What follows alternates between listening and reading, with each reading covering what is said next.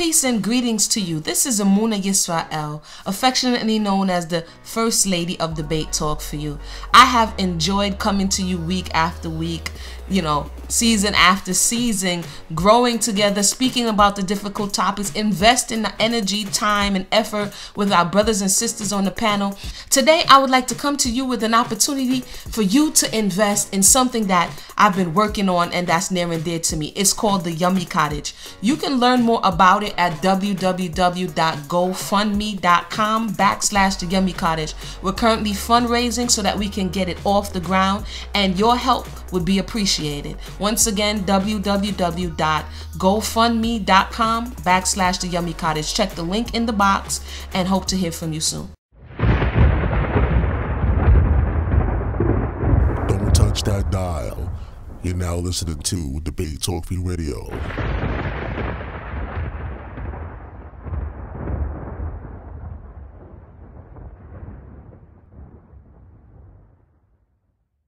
Isaiah 53, straighten, setting the record straighter, straight as can be. Once again, today's show is entitled Isaiah 53, straighten, setting the record straight as can be. Now, for those that have been listening to Debate Talk for You for a little while, a couple brothers been doing lessons on Isaiah 53. A lot of people took a shot at it and presented their lessons right here on Debate Talk for You Radio. And, everybody coming with different information in regards to Isaiah 53. So tonight is a continuation of Isaiah 53. A special guest is here all the way from the West Coast. This is Ahmayan. Welcome to the show. Hey, shalom, Sal. Shalom to our listening audience out there.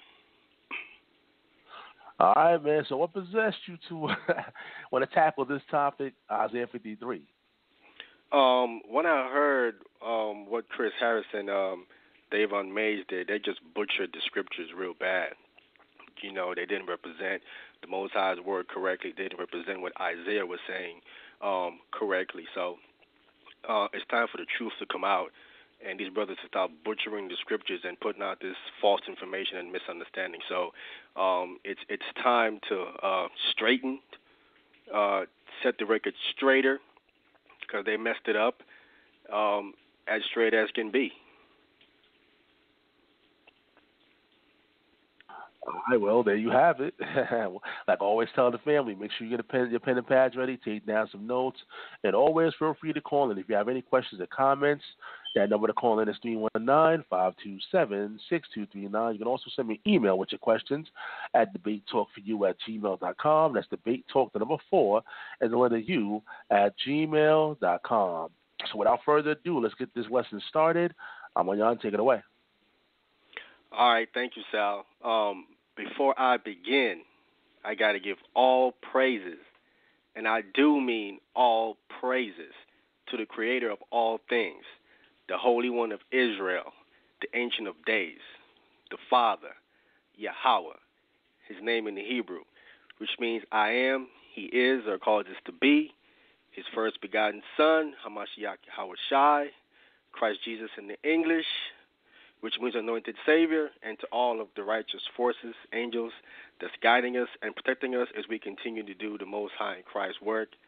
And as our brother Jude puts it, for us to contend for the faith once delivered to the saints. Again, straightened, setting the record straighter, as straight as can be. It's clear that Chris Harris and Davon Mays did not set the record straight. They actually got the record corrupted, got it wrong, and saying things that Isaiah was not saying at all. Now, I have some clips I want to play as well so you can hear what they were saying, okay? And also some misunderstanding from Chris Harris that he's been saying here and there to show you that Chris Harris don't know what he's talking about. And Davon Mays himself, I'm going to play how he admits that he believes in human sacrifice. I'm going to play these clips so you can hear exactly what I'm saying. These brothers did not, I repeat, they did not set the record straight. Isaiah 53 is talking about Hamashiach Yahweh Shai, a.k.a. Yahshua, In the English, Christ Jesus. And I'm going to prove it. And I dare any Tanakh brother listening, now or later on, to refute what's about to come out. Because I got questions that you guys just can't answer. I've been asking them for years, and I just still haven't got an answer. So Isaiah 53, I'm going to start at verse 1. It says, who have believed our report? So who have believed or put faith in what the prophets have reported? It says, and to whom is the arm of the Lord revealed? The arm of the Lord, once again, is Christ Jesus. According to this Bible, the arm of the Lord is Christ Jesus. It's other things, but one of them is the Messiah. I want to come to Isaiah chapter 51, and I want to read verse 9. Isaiah 51, verse 9 reads, awake, awake, put on strength, O arm of the Lord, or arm of Yahweh. Awake as in the ancient days, in the generations of old. Art thou not it that have cut Rahab? Rahab is Egypt. Okay? You can find this. You can find this out in the book of me one second, let me get you the precept for Rahab being Egypt. Psalms 87 and 4 and Psalms 89 and 10 let you know that Rahab is speaking of Egypt. Okay? Art thou not it that have cut Rahab and wounded the dragon? Talking about the crocodile, one of the things that the Egyptians worshipped. Art thou not it that have dried the sea, the waters of the great deep, and have made the depths of the sea a way for the ransom to pass over?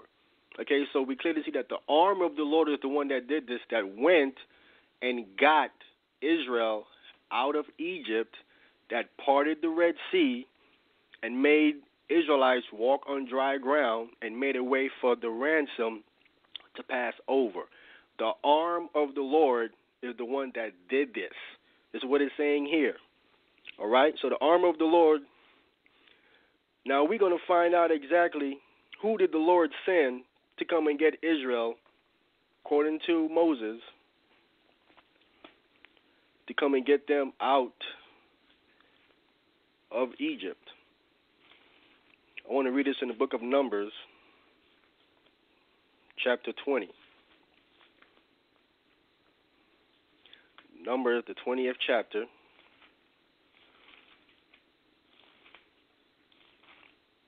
And I want to start at verse 14. It says, and Moses sent messengers from Kadesh unto the king of Edom. Thus saith thy brother Israel, thou knowest all the travel that have befallen us, how our fathers went down into Egypt, and we have dwelt in Egypt a long time. And the Egyptians vexed us and our fathers. And when we cried unto Yahweh, he heard our voice and sent an angel, and have brought us forth out of Egypt, and behold, we are in Kadesh, a city in the uttermost part of thy borders. So according to Moses here, he's telling us that when they was in Egypt, they cried to the Most High, and he sent the angel that brought them out. When you come and you read it in the book of Exodus chapter 14, it tells you that in that cloud, the Lord looked down, and he was the one that put down the fire that separated the Egyptian army from the nation of Israel. He's the one that parted the Red Sea. We're reading this in the book of Isaiah. So this was an angel that came, that did this. The arm of the Lord. In the Old Testament, the Messiah is clearly talked about as being an angel in the Old Testament. These is facts. It's all over the Old Testament. Okay? And he's coming into the New Testament. I can prove all these things. I can answer all these questions. It's not an issue at all. I'm just showing you that the arm of the Lord, according to Isaiah, was the one that brought Israel out of Egypt and parted the Red Sea. And according to Numbers 20, that it was that did this. Okay? Continuing, going back to Isaiah chapter 53, verse 2. It says, for he shall grow up before him as a tender plant, and as a root out of dry ground. He have no form, no comeliness, and when we shall see him, there is no beauty that we shall desire him. Okay, so again, speaking of the Messiah, if this is Israel, according to these Tanakh only brothers, then what this is saying here is that Israel have no form, nor comeliness. And when we shall see Israel, then who is the we? If him is Israel, then the question becomes, who is the we? And when we shall see him, there is no beauty that we should desire him. So if this is Israel, then Israel actually have no beauty. None at all whatsoever. So this can't be talking about Israel. So when the Messiah came, he wasn't a very handsome man. He didn't looking all pretty. Whichever God today these women, are looking up to. I don't know, Boris Kujo or whoever it is that these women think is very attractive. That was not the Messiah. I want to jump up to Isaiah 52, and I want to read verse 14. It says, as many were astonished at thee, his visage, his face, was so marred more than any man, and his form more than the sons of men. Okay, so he wasn't all cut up and everything like that when the Messiah came. So, okay, this is not talking about Israel. He says his possessive pronoun. Face, visage's face was marred more than any man. This can't be talking about Israel. Okay, continuing here in Isaiah 53, verse 3. He is despised and rejected of men, of the leaders of the nation. These were the ones that rejected him. If this is thinking about Israel, then who are the men that despised and rejected Israel, according to the scriptures? Who are these men? A man of sorrow and acquainted with grief, and we hid as it were our faces from him. He was despised, and we esteemed him not. Again, if this is talking about Israel, so Israel is acquainted, is a man of sorrow, and acquainted with grief.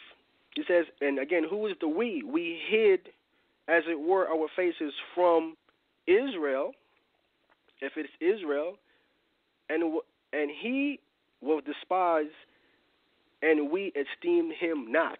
This is Isaiah speaking. He's using we. He's including himself in there. He's an Israelite. This can't be talking about the whole nation of Israel, because if it was, he'd be talking about himself. It wouldn't make any sense. The point here is that what they brought out didn't make no sense. Again, once you listen to them, what they're bringing out is not making any sense. It does not fit Israel on no level or no point. I'm waiting for any Tanakh brother to call up and show me how does it fit. And they always go to this, in the Hebrew it says this and it doesn't say that and all these different things. One point to bring out is that I know that it is written in the past tense, but it's actually, when you look it up, it is the prophetic perfect. It is speaking of something in the past as if it happened already, because they are so sure that it is going to happen. So to speak of it like that, it is history written in advance. That's prophecy. Prophecy, again, is history written in advance. Why is it history that's written in advance? I want to come to the book of Isaiah, chapter 46. I want to start at verse 9. It says, remember the former things of old, for I am God, and there is none else. I am God, and there is none like me, declaring the end from the beginning, from Bereshith, from Genesis. The Most High declared the end from Genesis. You have to be able to go into Genesis and find how the Most High has declared the end from the beginning. How can he do that? Because he already seen it. To the Most High, it has already happened. To him, it's history. We are just playing catch-up. We are playing out what the Most High already saw that he declared in Genesis already. It's history to him. That's why accurately prophecy that comes from the Most High to him is history that's written already. But down here on this plane of existence, it hasn't happened yet. So it's history written in advance in our plane, but to the Most High, it's history because it already happened. It is the prophetic future. Okay? From there, I want to come back to Isaiah 53 and finish off. Isaiah 53, verse 4. Surely he hath borne our griefs and carried our sorrows. Yet we did esteem him stricken, smitten of God, and afflicted. Now, how does this actually fit Israel? So Israel carried their own sins, their own grief, have borne our griefs, and carried our sorrows, yet we esteem him stricken, smitten of the Most High, and afflicted. How can that be talking about? How can we be talking about Israel? That's not making any sense, because of the way it is used. It is he and our, and we esteemed him. So again, the question becomes again. I want someone to answer me. Who is the we? Who's the we here in all of these verses? Okay, jumping up to verse 5. But he was wounded for our transgressions. He was bruised for our iniquities. The chastisement of our peace was upon him. Now, when it says he was wounded, I want to go to the book of Revelations, because when it said he was wounded, it's actually speaking about him dying. I want to go to the book of Revelations, chapter 13. It uses this similar phrase here. To 13, and I want to start at verse 3. It says, And I saw one of his heads as it were wounded to death, and his deadly wound was healed, and all the world wondered after the beast. So clearly here, this beast had a deadly wound. But the reason why it's a wound, because he recovered from it. He came back to life. Clearly, when you read in Revelation, the 17th chapter, it talks about one of these kings, one of these heads, dying and resurrecting again, coming back to life. So it's similar to what is being spoken of here in the book of Isaiah, chapter 53 and verse 5. But he was wounded for our transgression. He was bruised for our iniquities. The chastisement of our peace was upon him. And with his stripes we are healed. Now, Chris Harris had a question. He wanted to know how were we healed? That was his question that he had when he did his class. Can anyone answer the question? He said, how are we healed? I want to come to the book of Isaiah, chapter 6, verse 8. Isaiah chapter 6, verse 8, down to verse 10. It says, Also, I heard the voice of Yahweh saying, Whom shall I send? And whom will go for us? Then said I, Here am I, send me. And he said, Go, and tell this people, Hear ye indeed, but understand not, and see ye indeed, but perceive not. Make the heart of this people fat, and make their ears heavy, and shut their eyes, lest they see with their eyes, and hear with their ears, and understand with their heart, and convert, and be healed. So being healed again, according to Isaiah here, is to have your mind opened up. It's to have your ears unplugged, to have your eyes you can really perceive what's actually happening. They're not getting what's being said to them or what's happening because you have closed their eyes and shut their ears. So once you believe in Christ, these things are taken away from you and you can now perceive, and that's how he's saying through his stripes that we are healed. I want to read this in the book of 2 Corinthians chapter 3, verse 13. Okay, 2 Corinthians chapter 3.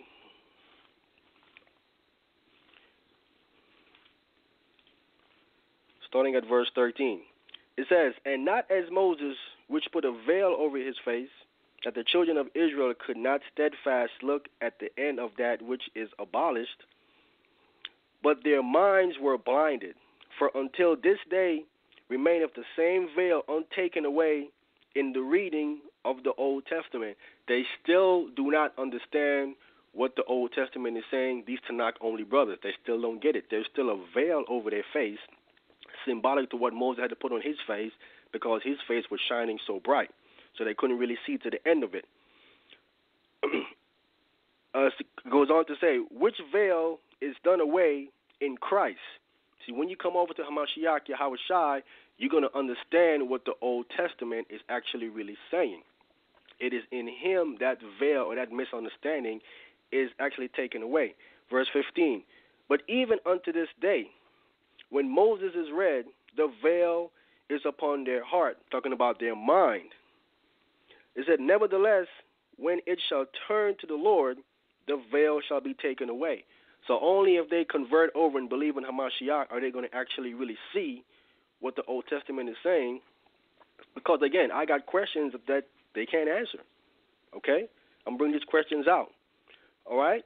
I want to finish off this in this chapter here, and I'm going to play these clips so you can understand what these brothers are saying that don't make no sense.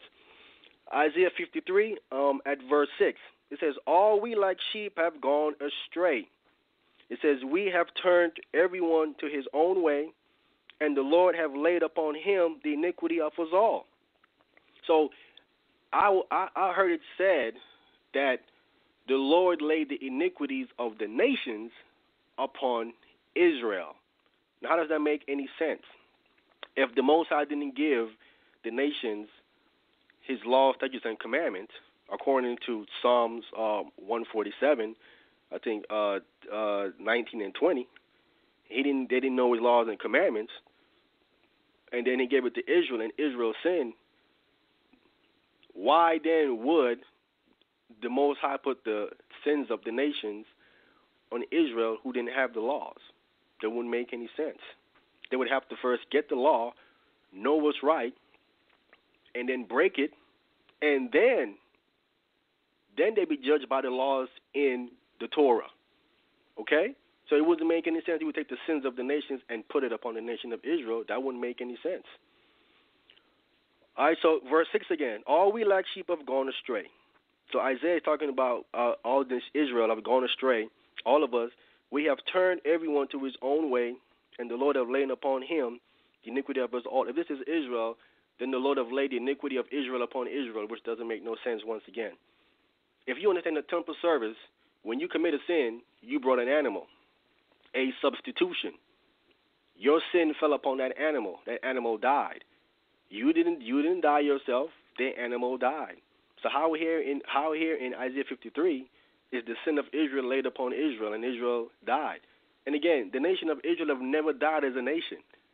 I want any Tanakh brother to call up and show me where the nation of Israel died as a nation. All of them was dead, all at one time. I'll be waiting. Verse 7. He was oppressed and he was afflicted, yet he opened not his mouth. Now, brothers have went into the New Testament and they was reading where Christ was speaking to Pilate, was speaking to Pontius Pilate, and they said, see, he kept talking. He was talking. He kept talking. He wasn't quiet. He was quiet. Let me show it to you. For you brothers that don't get it, I'm going to show you where it is actually talking about. That's why y'all do not know the New Testament. You think you know what you're talking about, but you don't. I'm going to show it to you where, when he got quiet. It wasn't in front of Pontius Pilate. It was Herod. One second, let me get to the book of Mark. It's in the book of Mark.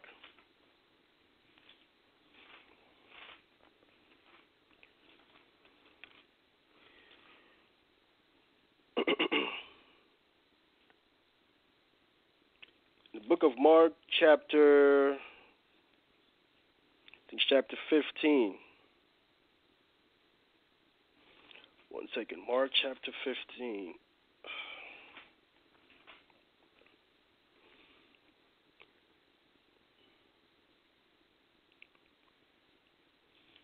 Mark chapter 15 is where Christ, when they sent him to Herod, and Herod wanted him to do some tricks, but he didn't.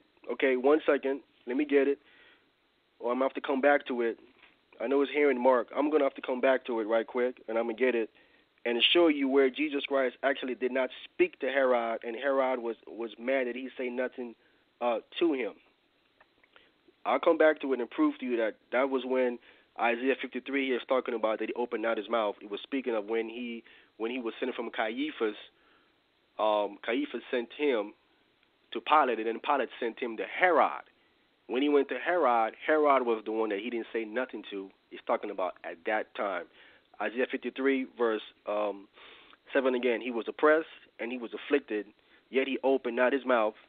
He is brought as a lamb to the slaughter, and as a sheep before her shearers is dumb, so he opened not his mouth. Verse 8. He was taken from prison and from judgment. And who shall declare his generation? For he was cut off out of the land of the living. For the transgressions of my people was he stricken. So clearly here this person have died. And again, the question becomes, can any Tanakh only brother show me where the nation of Israel all died at one time? All of them was just dead. I need to see that, because then it wouldn't fit here at all. Okay? He was taken from prison, from judgment. And who shall declare his generation? For he was cut off from the land of the living. For the transgression of my people, again, was he stricken. This is clear. This is not talking about the nation of Israel. My people here, my people is Israel, but it says for the transgression of my people was he. So the he we've been reading all this time can be talking about Israel. This verse right here cuts that completely. This is talking about the Messiah. Verse 9. And he made his grave with the wicked and with the rich in his death.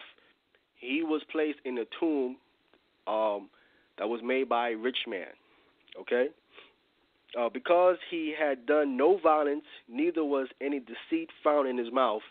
These brothers cannot find no contradiction in Christ's mouth. He did not one time broke the Torah. He did not one time contradicted himself. Nowhere is it shown in there. I want anyone to call up and show that. Continuing here. Verse 10. Yet it pleased the Most High to bruise him. He hath put him to grief. Okay? So it's clear here. It's talking about an individual. It is not talking about the whole nation. When thou shalt make his soul an offering and a sham for sin, he shall see his seed, he shall prolong his days, and the pleasure of Yahweh shall prosper in his hand. So this man's soul is an asham, okay? A trespass offering, or a guilt offering. So again, if this is Israel, if Israel is the asham, here's my question to you Tanakh only brothers out there that's listening, or whenever you hear this. If Israel is the asham, the trespass offering, who is the offending party? Because in the temple service, again, the person that committed a transgression, he brings the animal. He don't bring himself. So here in Isaiah 53, if this person here is, his soul is an offering, is an asham, then this person is the sacrifice. If it's Israel, Israel is the sacrifice. Who is the offending party? Is my question. I guess I'll wait for the answer. Okay? It says, he shall see his seed. Let's answer that. Okay? His seed. Let me go to the book of Psalms 22, verse 30.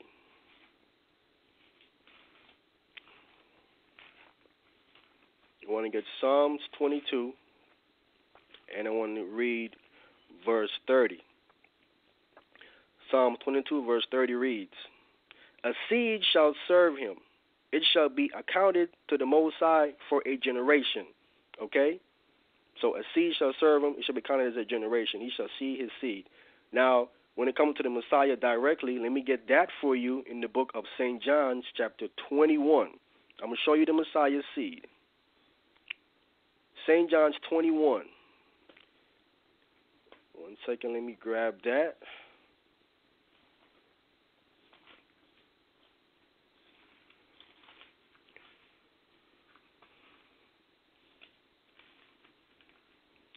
St. John's 21, I want to get right to the point. I want to stress this out. I want to read verse 5. It says, and Jesus, Yahshua, said unto them, children, have ye any meat? They answered him, no. So here, Jesus Christ referring to his apostles, his disciples here, as children. This is how you refer to someone that you would teach. Someone that you teach, you would call them, you refer to them as your children. As Paul referred to Timothy, his own child in the faith, he was teaching him. He was not his biological father. Someone that you teach, and your teacher, you would refer to him as father. He would refer to you as son. That's how he's your children. When someone teaches you, this is how it is done in Hebraic thought or in the culture of Hebrew, because even Elisha called Elijah father. I want to read that so we can get that clear, because Elijah was the teacher of Elisha. I'm going to get that in the book of 2 Kings. You can see that. This is the seed that is referring to here, not talking about a literal offspring. I want to go to 2 Kings, in the beginning of 2 Kings, chapter 2, verse 12. 2 Kings chapter 2, verse 12. And Elisha saw it and cried, my father, the chariots of Israel, and the horsemen thereof. And he saw him no more. And he took hold of his own clothes and rent them in two pieces. So this is Elisha referring to Elijah, calling him my father, my father. This is when Elijah was taken up to heaven by a whirlwind, and he calls him my father because that was his teacher. This is what he's referencing to here. So we can see clearly your seed is talking about your student, your children, or you refer to them as your children or your people. Also, you can read about this in Proverbs chapter 4. It says the same thing there. So continuing here in Isaiah chapter 53, reading verse 10 again. Yet it pleased the Lord to bruise him. He hath put him to grief. When thou shalt make his soul an offering for sin, he shall see his seed. He shall prolong his days, and his pleasure of Yahweh shall prosper in his hand. He shall see the travail of his soul, and shall be satisfied. It's talking about the Most High. It says, by his knowledge shall my righteous servant justify many, for he shall bear their iniquities. So once again, this cannot fit Israel, because Israel is not, as a nation, righteous. All right? And they did not justify anybody. So this can't be speaking of Israel. Verse 12, therefore will I divide him a portion with the great, and he shall divide the spoil with the strong, because he had poured out his soul unto death, and he was numbered with the transgressors, talking about the two malefactors that was beside him on the cross. And he bared the sin of many, and made intercession for the transgressors. Okay, so we're clear. So that is very simple then. Isaiah 53 is not hard to break down. It's not a hard chapter to even to show. Now I want to get to these clips of what these brothers was actually saying. So I want you to hear what they were saying. Now I'm gonna play what Davon Mays said in their class, proving that Davon Mays is going to show you that when you put it together, he understands human sacrifice, but more accurately, it's human substitution, not a sacrifice, human substitution. Let me play this. I hope you can hear this here. All right, here we go. Let me touch on this marriage. This is Isaiah 62, and we're going to deal with Israel's righteousness, since they was the priest who's supposed to be the light to the Gentiles. For Zion's sake, I'm starting at verse 1, Isaiah 62 and 1. For Zion's sake I will not hold my peace, and for Jerusalem's sake I will not rest, until her righteousness goes forth as brightness. I thought she wasn't righteous. And her salvation as a lamp that burns. The Gentiles shall see your righteousness, and all kings your glory. How does Israel become righteous? Because they're going to repent, because they're going to make their soul a sacrifice for sin. Let me touch on this. Okay, so you see clearly right there that he said how Israel is going to be righteous. they're going to make their soul a sacrifice for sin. This is what Davon May says, okay? Israel is going to make their soul a sacrifice for sin is what he said. Now, Israelites are all human beings. If they are going to make their soul a sacrifice for sin, then that's human sacrifice. He's admitting to human sacrifice, which he claims is not in the Torah. It's not in the Old Testament nowhere. His own words is condemning him. He do believe that, and he just got through saying it just now. And I said, I would like Davon Mays to come refute your own words. You're going to say you didn't mean that? You didn't mean to say that how Israel is going to make their soul a sacrifice for sin? I want to hear you address that, because that's what you said out your own mouth, okay? From there, let me go to the next clip. I want to go to Chris Harris now. I want you to hear what Chris Harris is about to say. I'm going to play Chris Harris 1. I hope you guys can hear this.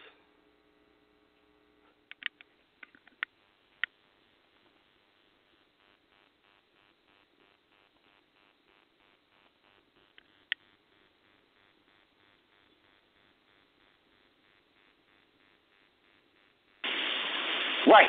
Wait a minute. Didn't Moses in Exodus chapter 32 try to sit up there and blot me out of thy name of your book? And the Most High said, nope, he who has sinned shall die. Wasn't that said? Okay. So we see right here now, Israel, I didn't run. I didn't go into any outside sources to show you that this is Israel. Because when we go to verse, everything in Isaiah 53 is all of past tense verbs. This is what happened when they were in captivity. Okay, so now you heard what he said. The last part of what he said was that everything written in Isaiah 53 is a past tense verb, which is correct. It is, again, let me grab my notes here. It is the prophetic perfect, and I broke that down that it is history written in advance. Okay, it is the prophetic perfect, and at the end of it, he said the whole chapter happened when they were in captivity. This is his own words here.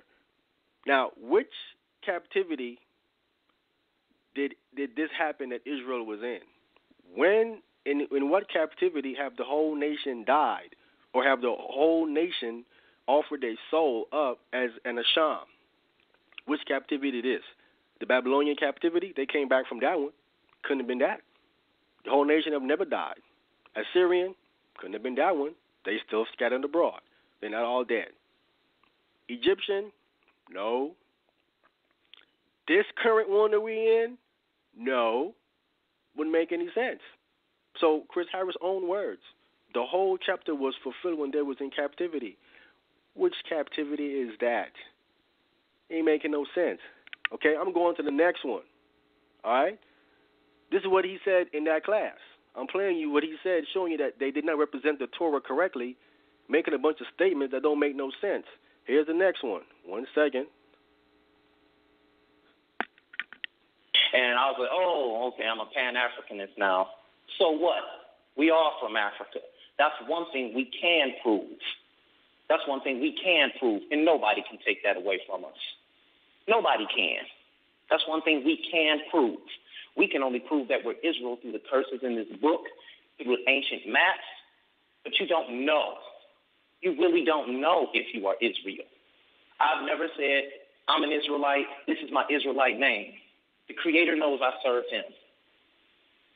We can look at the maps, we can look at the slaves that got off the boat, we can look at all these things and say, man, we Israelites. But guess what? You really can't confirm it. But you can confirm that you are from the motherland of Africa. That does not make me a Pan-Africanist. That makes me a realist that loves my people. Okay, now you heard what he said. You call him a Pan-African. He said, so what? Okay, then he said, I never said I was an Israelite. I don't have a Israelite name. He said, you can prove you're an Israelite through the curses and through maps, but you don't know. Which don't make no sense whatsoever. If you can prove it, that's how you know, because you can prove it. So if you can prove that you're an Israelite through the curses and through maps, then you know. He said, but you don't know. And he said that how we are all Africans, which is, again, incorrect. We are not all Africans. We're not all from Africa. We ain't all from Africa. You can look at this brother channel on YouTube named Conspiracy Dude, okay? You can go on YouTube and punch in this guy named Conspiracy Dude. He has a new series he has up showing you that you're not African. Some black people in this country, not Native Americans I'm speaking of, some black people in this country are native to this land. They didn't come over here in no slave ships. They've been here. Again, you can go to this guy's channel, and he's going to show you. He has the evidence and the record there. There's Africans that will tell you you're not African. And you was not from Africa. Okay, so you're not African and you're not American. Each one of these lands goes back to the name of a person.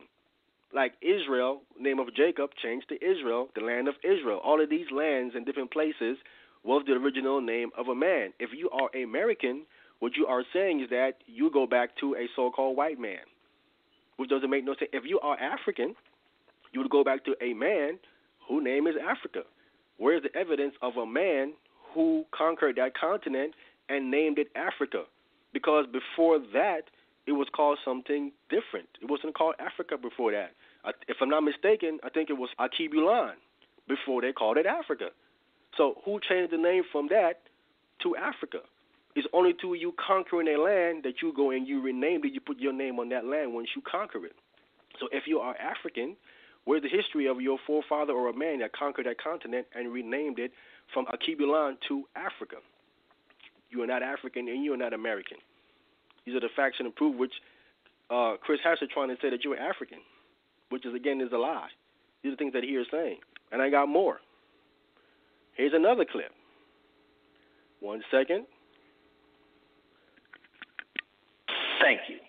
Now, this is the elephant in the room and one of the biggest controversies when we read Scripture. When we read Isaiah, the 53rd chapter, when you believe in the New Testament, you have to disregard the law of the Creator. And the law of the Creator, of the Most High, he said, quote, end quote, human sacrifice is an abomination unto him. He does not do it. We are not to do it. He does not condone it. He told us what can be sacrificed. He told us what is to be placed on his altar. He told us what a sacrifice is. He told us for a sin sacrifice you must use a female goat. He never put in there that you are to sacrifice humans. Okay, so there you have it again. Another clip from what he was saying. All right? Said that the Most High, he says, quote, unquote, everything in quotes should be there in the Torah verbatim. So that the Most High does not accept human sacrifice himself. Where in the Torah does it say that verbatim, that the Most High don't accept human sacrifice himself? That's nowhere found, nowhere, word for word in the Torah. He's the one that put it in quotes, quotes unquote. Everything in quote should be in the Torah, word for word. It is not there. He goes on to say that the Most High don't accept it. He don't condone it. We're not to do it. So if that's the case, why did the Most High tell Abraham to go offer Isaac as a sacrifice to him then, if he doesn't do that? So the Most High was joking? No. Or he was testing him. Or he was testing Abraham with an abomination. Something that's an abomination to him, he's going to test Abraham with. How does that make any sense for the Most High to test Abraham with an abomination? That doesn't make any sense whatsoever. Just like the pig. The pig is an abomination. I won't even touch it. You cannot even suggest to the Most High, can you bring a pig for an offering? Can you do that? No, you can't. You cannot even suggest it. It's an abomination to the Most High. And again, if that's the case, why did Moses offer himself for the nation of Israel if that's an abomination? Moses, the lawgiver who knows the law back and forth, would be offering an abomination to the Most High by offering himself. Moses would know this. What he's saying can't be right. Moses would not do that. He would not even suggest or offer an abomination to the Most High by offering himself to take Israel's place. Would make no sense. So the problem is that most of these people do not understand the God that they're serving. They don't know him at all whatsoever. They think they do, but they do not know him. Their mind is alienated or affected by this whole concept of a human sacrifice, and they look at it like, no, not the Most High, not my God, not him.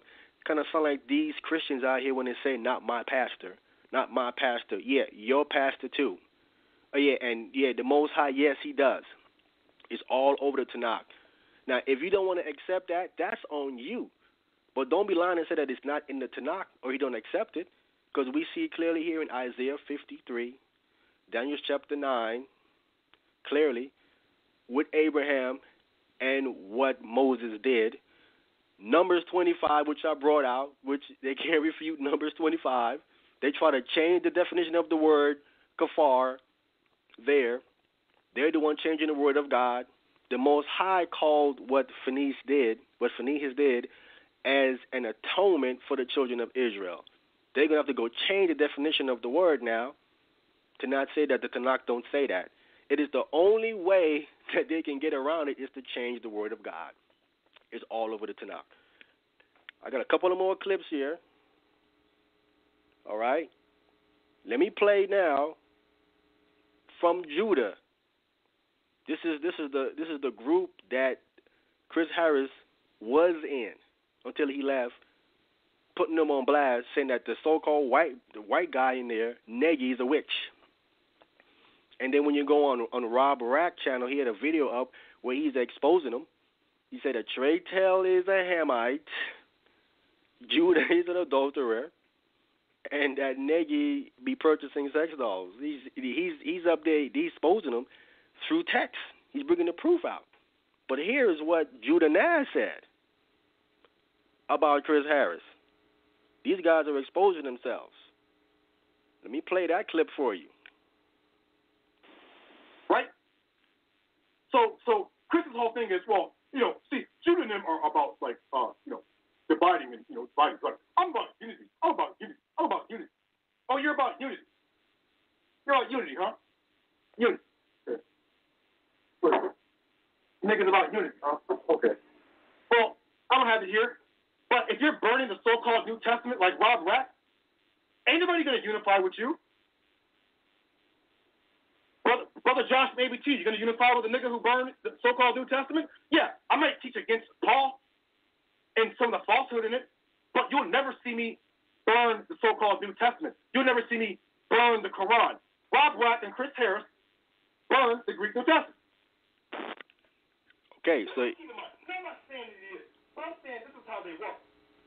1 second, let me hold this clip. This clip do not want to stop playing.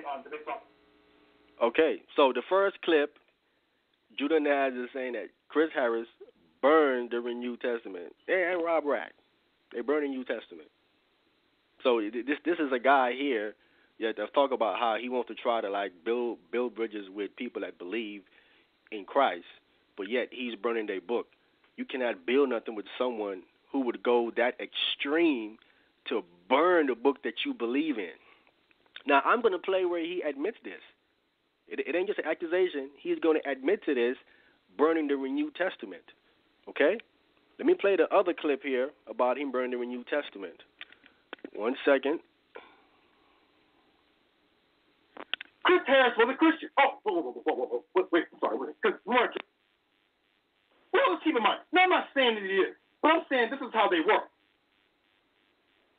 Chris Harris was a Christian. Oh, whoa. Wait, I'm sorry. Because we want to address what he said today on Debate Talk for You.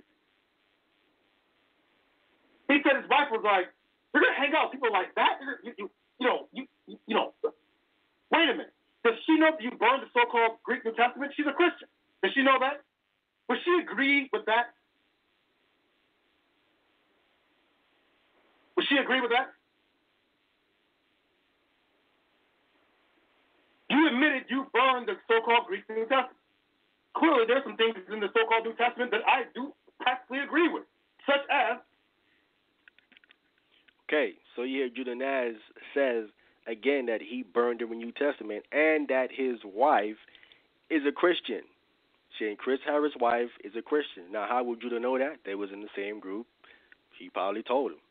So if Chris Harris' wife is a Christian and he's burning the New Testament, talking about Christ, calling them Jeebus, all these different things that he's saying, calling it the funny pages, disrespecting Christ, I said, I've already exposed Chris Harris on my channel. You can go on my channel and you can hear how he be talking. He has a foul mouth. I posted the audio of what he said to me, what he called me out my name twice. It's all on my channel. You can see now he's burning the New Testament, and if his wife is actually a Christian, he's disrespecting her as well, because he said how that we are all idol worshippers. Who do not believe in Christ are idol worshippers. So if his wife is actually a Christian, then he's referring to her too as well. And earlier he talked about how people who believe in the New Testament have to disregard the law of the Most High and different things that he was saying. So we clearly see right here the extreme that this guy would go, and there's people out here saying that he knows the book, that Chris Harris is smart. And he's saying all these things that's contradictory because first he was a Christian, then he came over to Tanakh only. He was saying he was an Israelite. Then he started saying that he's not an Israelite. He's not into this Pan-African stuff. I guess he's saying now he's African because you don't know for sure you're an Israelite. You can prove it through the curses and maps, but you don't know for sure. Now, that's all confusing right there. Chris Harris is he's lost. He has to find himself. How do you go from Christ to Tanakh only? I'm a Hebrew Israelite. No, I ain't no Hebrew Israelite again. I'm African. I got more clips here. Let me finish off these clips. I want to play where Chris Harris admits to this. All right? He's going to admit to burning the New Testament, and he said some other things too as well. Let me play this clip. It's going to be about a minute and a half. 1 second. Let me bring this clip up. I destroyed the book of Revelations because it's a fake book. 1 second. Let me start it over. The only people that are against me are the people that are on that board in the Torah nights. Those are the only people that are against me, and I find that hilarious. Guilty of hating on your brother. Guilty of being a talebearer on your brother. Guilty of blaspheming your brother's name when he's not present. Guilty. All of y'all. Guilty. I can go into the Torah and drag y'all through the mud on all the atrocities and stuff y'all be committing. I'd rather go join the Shield Squad. And I can go fight with them. You're no different. Then, check this out, y'all. In the video, he even said Chris burned the New Testament. Yup, I did. Proudly. I destroyed the book of Revelations because it's a fake book. And I'll tell anybody that. It's a fake book of the plagiarized prophecies found in Zechariah and Ezekiel and Daniel. It's a fake book. So I burned it. But he was upset. Now, why are you upset, Judah? Because you are really a Christian, I believe. Or are you trying to be a talebearer on your brother? Either way it goes, it doesn't work for you. It's not going to work for you.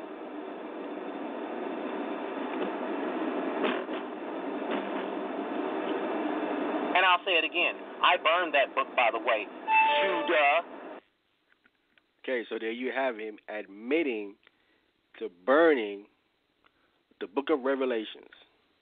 Okay? And then he says that the Torahnites, he can drag them to the mud because they are committing atrocities against the Torah.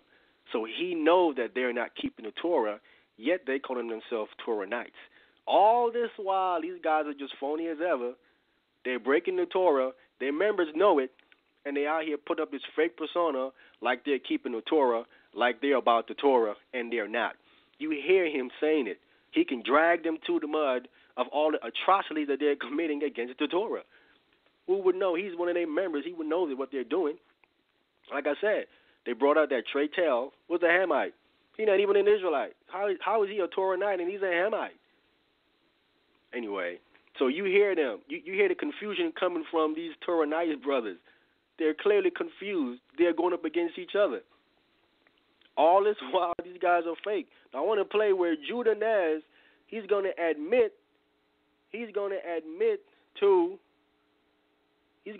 that he knew Chris Harris was teaching certain things that's wrong. He knew that it was off, but yet he corrected him not. That's a violation of the Torah in the book of Leviticus chapter 19, which I'm going to read it right after you hear this clip. You're supposed to correct your brother according to the Torah, but you're going to hear Judah Naz says that he didn't. Let me play this clip for you. 1 second.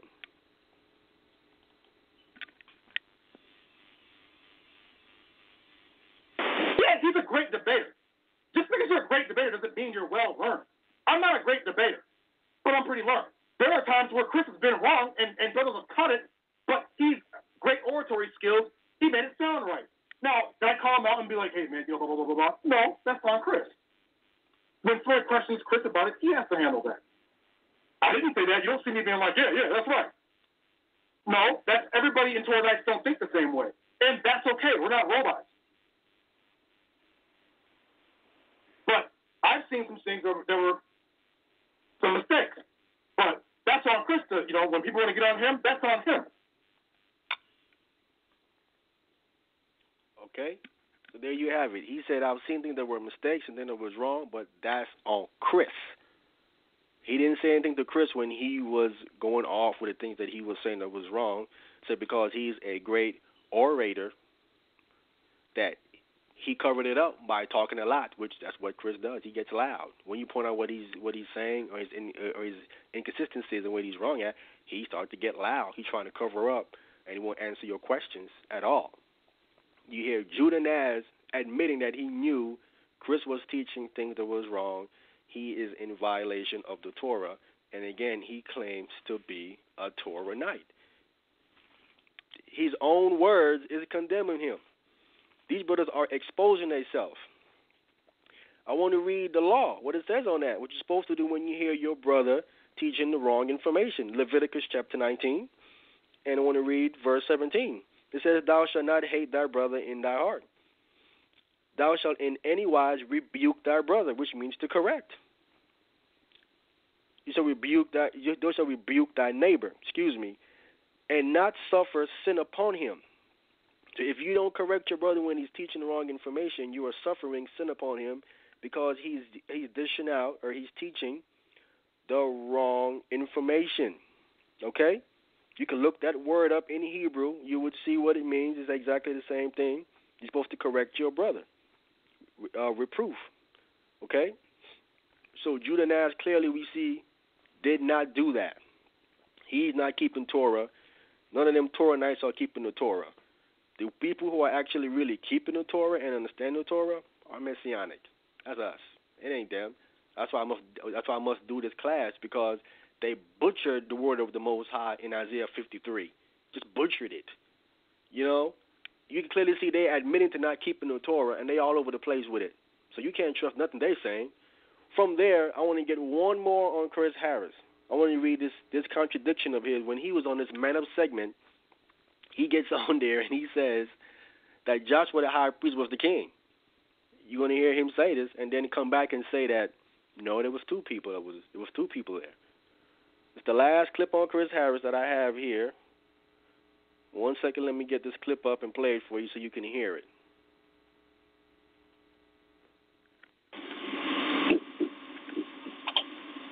And I know you will. Judgment is always a righteous judgment. The Most High put his hand on Joshua the high priest. In the book of Zechariah, it clearly tells you, then the angel of the Lord admonished Joshua, saying, thus saith the Lord, if you walk in my ways, if you keep my covenant, if you keep my command, then you shall also judge my house, and likewise have charge of my court. I will give you places to walk among these who stand here. So he was commanded to keep righteous judgments throughout all the earth. Do you have any record of Joshua not judging the people righteously? Joshua is a high priest.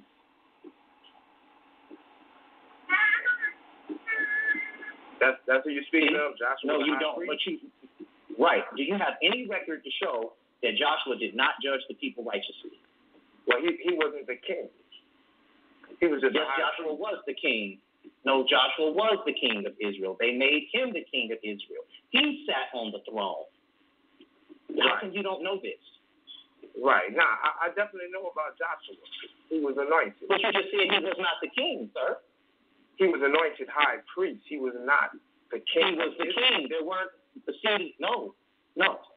David's sons never sat on the throne after the Persian captivity. They never sat back on it. It was only the Levites that sat on the throne. Okay. How come you don't know that? Okay. So watch this. Hold on. So this is the problem right here. You guys will call and challenge us on these things, but when we ask you the same questions, you don't necessarily have the answer. That's just like when Jesus spoke to Nicodemus. He said, "You're a priest and you don't know these things." So come on, man, check this out, brother. So you're saying Yeshua, who was anointed high priest, he was the king of Israel. Yep. Okay, all right. Well, Yeshua, who was anointed high priest, he was the king of Israel. Yep. Okay, all right. Well, anybody gonna call up here and challenge that? Zechariah. The book of Zechariah. Now, the book of Zechariah. Chapter 3, verse 8. Hear, O Joshua the high priest, you and your companions who sit before you, for they are a wondrous sign. For behold, I am bringing forth my servant the branch. For behold, excuse me.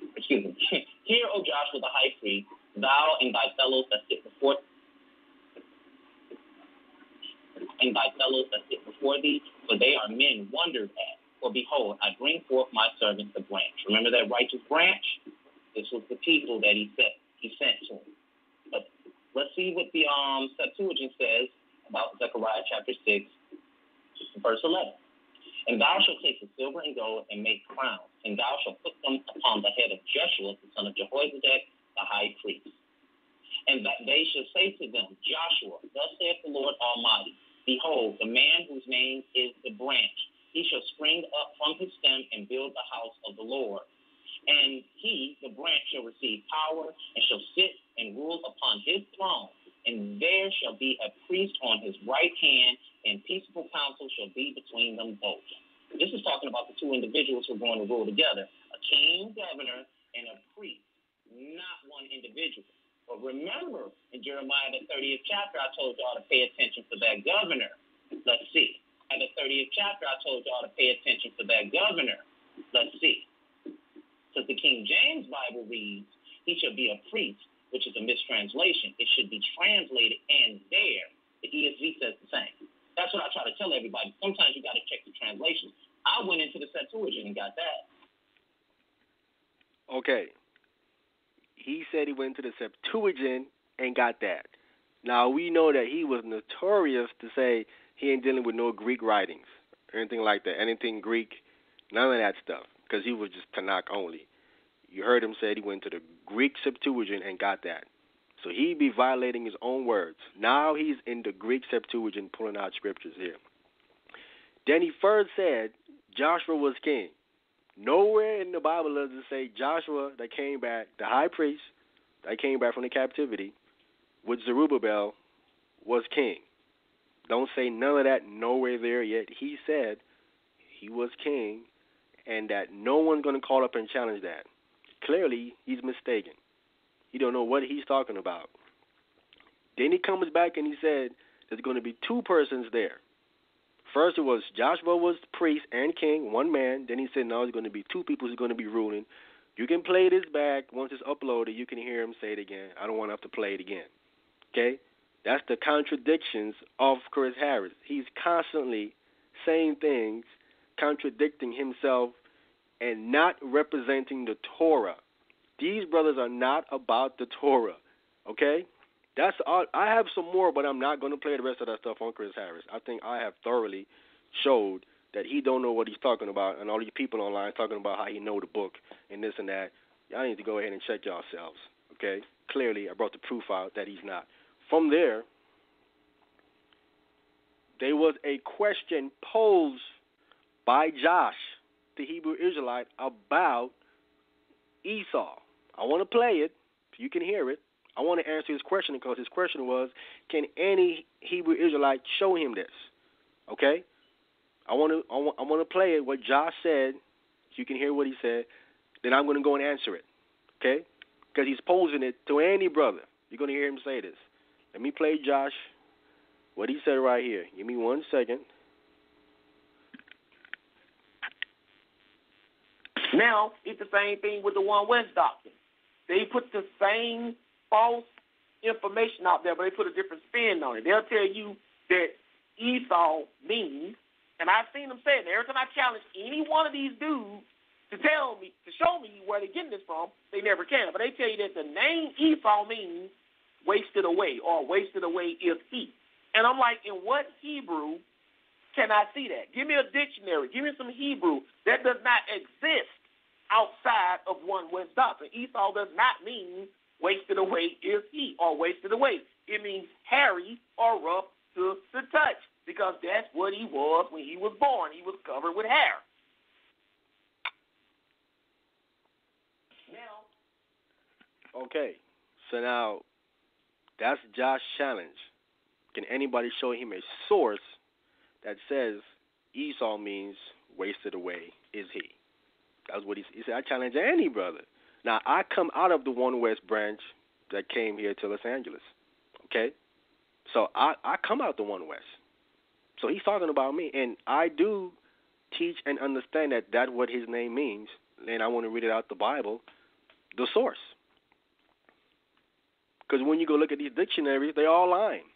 They all trying to say that his name means rough or hairy, which the scriptures don't say that.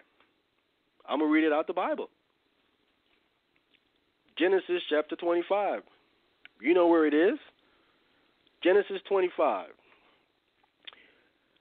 I want to start at verse 21.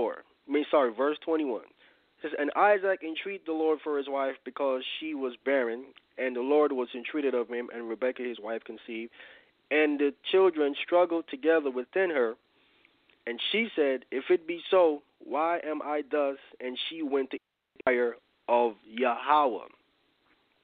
And Yahweh said unto her, 2 nations are in thy womb, and 2 manner of people shall be separated from thy bowels, and the one people shall be stronger than the other people, and the elder shall serve the younger. This all comes from God himself.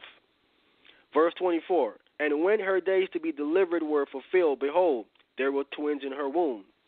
And the first came out red. Stop. According to this Bible, it says that the first came out red. All over. It's not describing the red.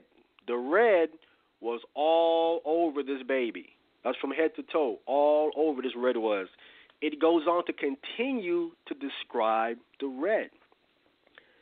It says all over, like a hairy garment. It does not say that the baby came out hairy.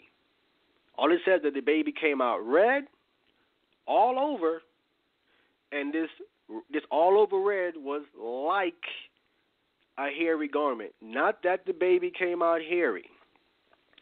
Esau didn't come out hairy. We know later on he got hairy, but he didn't come out that way. So when he came out like that, and they saw him like that, they named him Esau or Ishar in the Hebrew. The root of that word means to waste or waste away. You can go look this up, Josh. Okay, so now show me here where Esau came out hairy. Where in the Bible does it say that Esau came out hairy? It doesn't say he came out hairy. Now, the only way Esau can be looking red is because he didn't have no pigmentation, and his blood is showing forth to his skin. When his parents saw that, they named him Wasted Away, referring to his pigmentation. Pigmentation was not there. That's why they saw his blood red all over like a hairy garment, not that he came out hairy. This is the source that tells you that. Okay? Because all of these dictionaries out here lying. The Jewish Encyclopedia says that they don't know the origin of Esau's name. The Jewish Encyclopedia don't know the origin of Esau's name. They trying to hide it. There is no way this man named mean hairy. Wouldn't make any sense. If he came out hairy, it would make sense. But he didn't come out hairy. Again, the source for Esau, name being Aishar, wasted away, is the Bible. I hope I answered Josh's question. Clearly, that's what it says right here. When you jump down to verse 30, it says, and Esau said to Jacob, feed me, I pray thee, with that same red pottage, for I am faint. Therefore was his name called Edom. Edom is clearly no argument. Edom means red. And you have Edomites, meaning a red nation. Now you have people out here that's talking about Esau is black. The Most High is calling him red. In Isaiah the prophet, he calls him Edom, red. Jeremiah calls him red. Ezekiel calls him red. Daniel calls him red.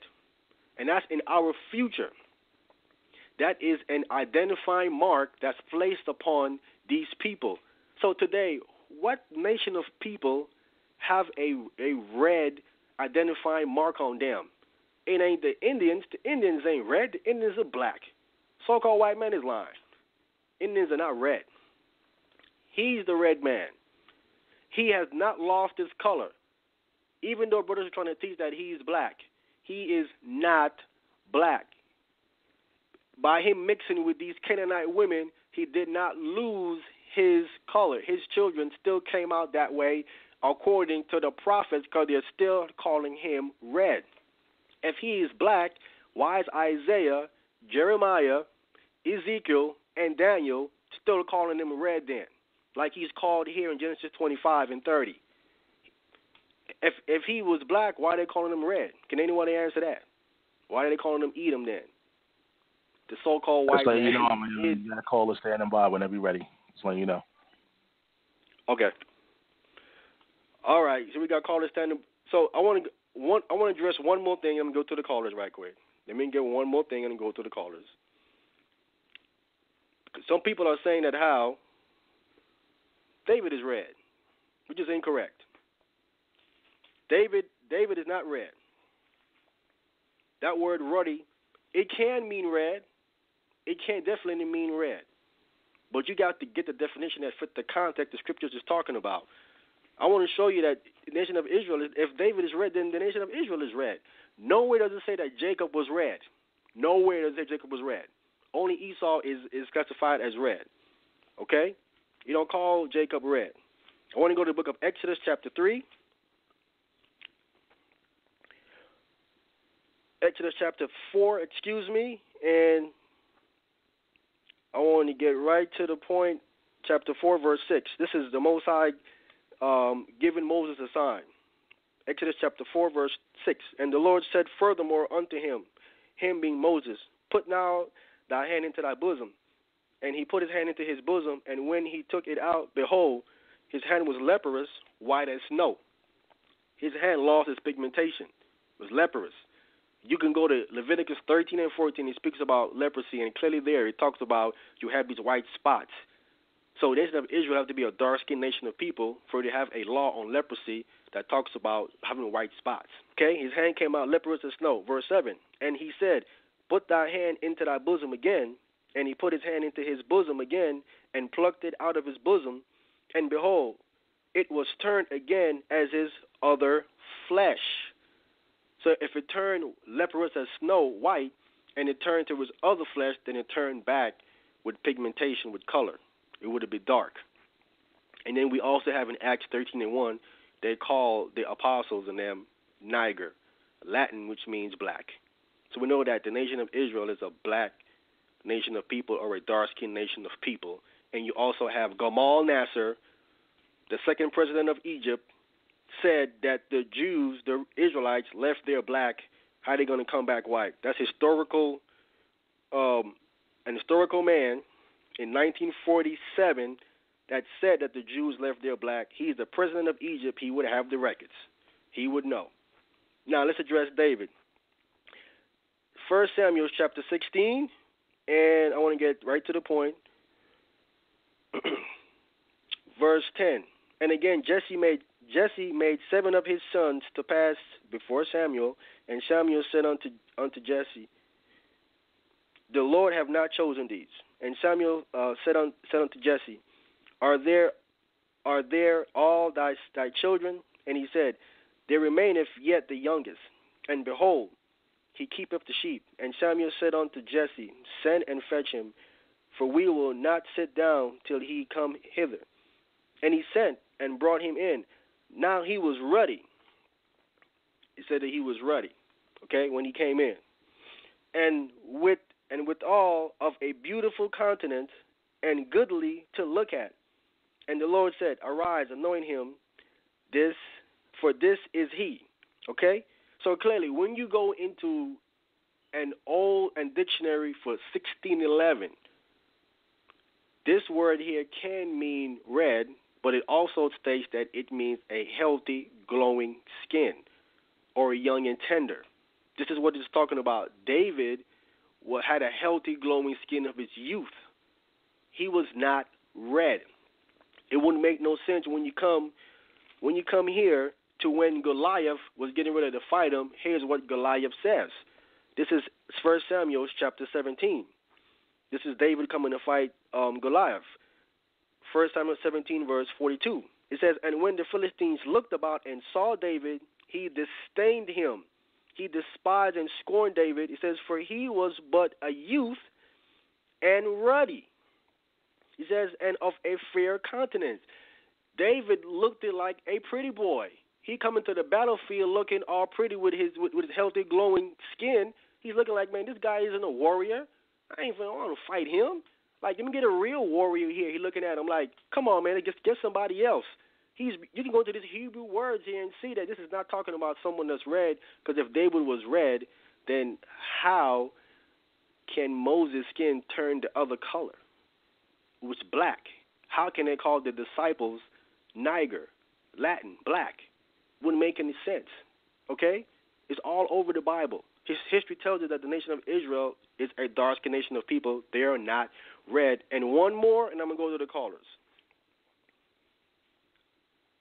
One more, and I'm going to the callers now. I want to go to the book of Lamentations. Some might know where I'm going with this. Lamentations chapter 4, verse 7. It says, Her Nazarites were purer than snow. They were whiter than milk. They were more ruddy in body than rubies. Their polishing was of sapphire. It says their visage, talking about these same Nazarites, visage is talking about their face or appearance, was blacker than a coal. They are not known in the streets. Their skin cleaveth to their bones. It is withered. It has become like a stick. So clearly the nation of Israel is not no red people like Esau is, and David was not red. I'm gonna stop it there. I got more, but I'm going to stop it there and go to the callers. So with that, Sal, you can bring the callers in. All right, family, once again, that number to call in is 319-527-6239. Today's show is entitled Isaiah 53, Straighten, Setting the Record straight as can be. I just got to put a disclaimer out there. All the audio content that you've heard on this particular program is already public display. I repeat, everything that you heard, audio, you can always go to YouTube on this program. We play some clips from this show. It's already public record. So you can go check it out and either on YouTube, things of that nature. So make sure you go check it out.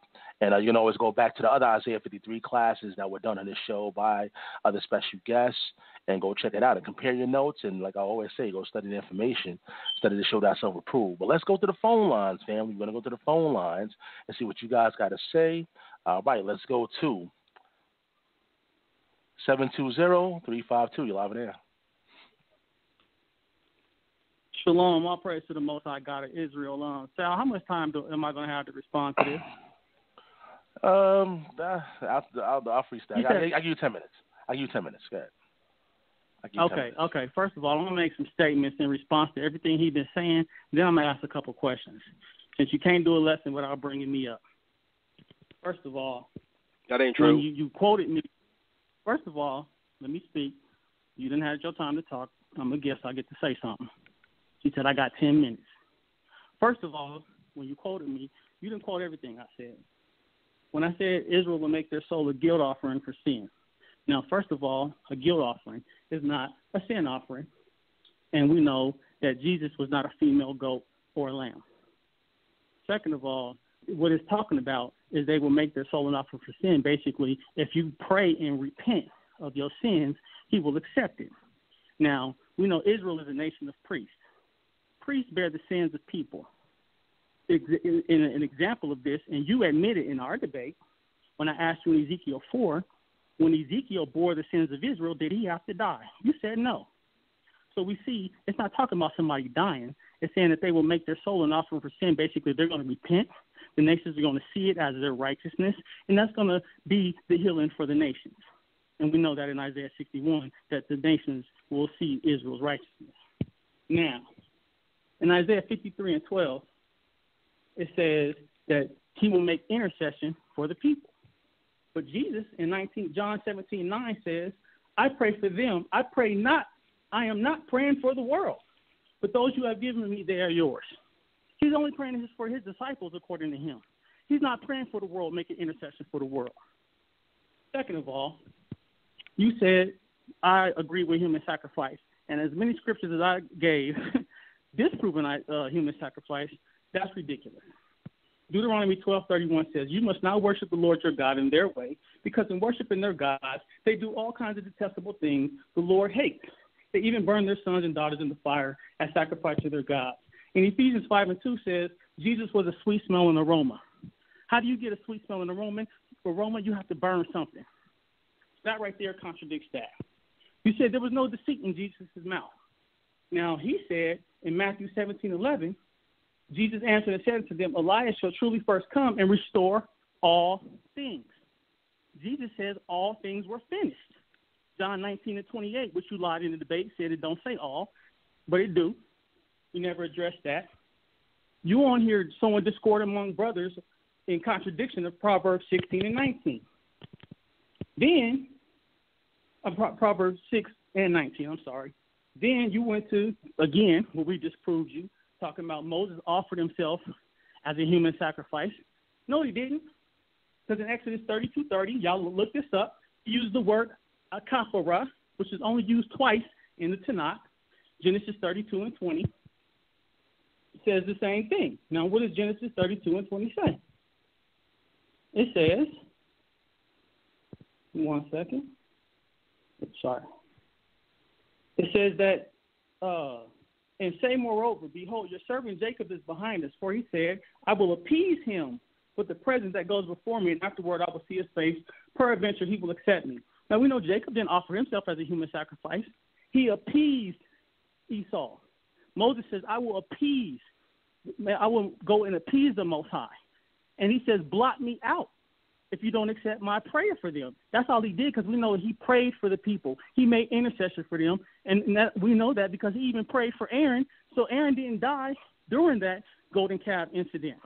So we see the power of prayer is very, very powerful. Then, what else do I want to address?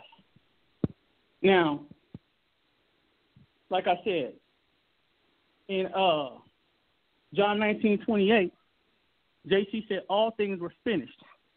So if all things were finished and Elijah did not come and restore all things, because he's supposed to turn the hearts of the children to the fathers, and John the Baptist said he wasn't Elijah, that is a lie. He didn't restore all things, because they asked in Acts chapter 1, when are you going to restore the kingdom of Israel? So if Elijah already did it, why are they asking him, when is he going to do it? You ain't going to be able to answer these questions.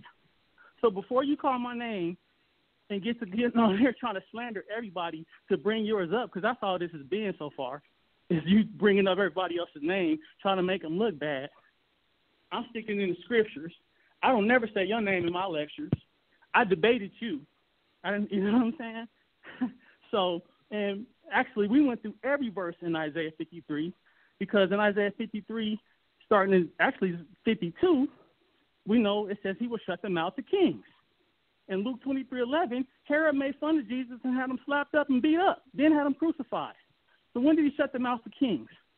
So your whole lesson is basically slandering people, stirring up hatred in the communities, turning brothers against brothers, and you're not going to be able to answer none of the questions that I just posed.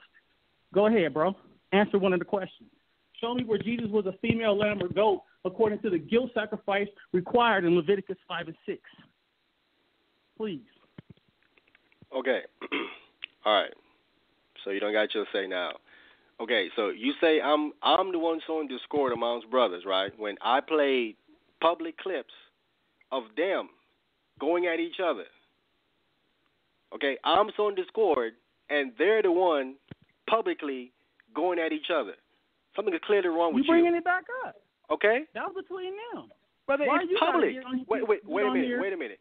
How am I doing it when it's public? It's already public. Your lesson is based on it. Let me go on from there, because you ain't making no sense, brother. Forget everybody else. Forget the whole discord. Okay, listen, brother. Forget everything you said about this. It's my turn to talk, brother. One at a time, brother. One at a time. That's what I'm saying. When he was talking, I was quiet. Like, brother, now be quiet now. Let me talk. Okay? Because you don't hear lying again. Because you're looking bad. Okay? You, in the clip that I played that you said, how would Israel make themselves righteous?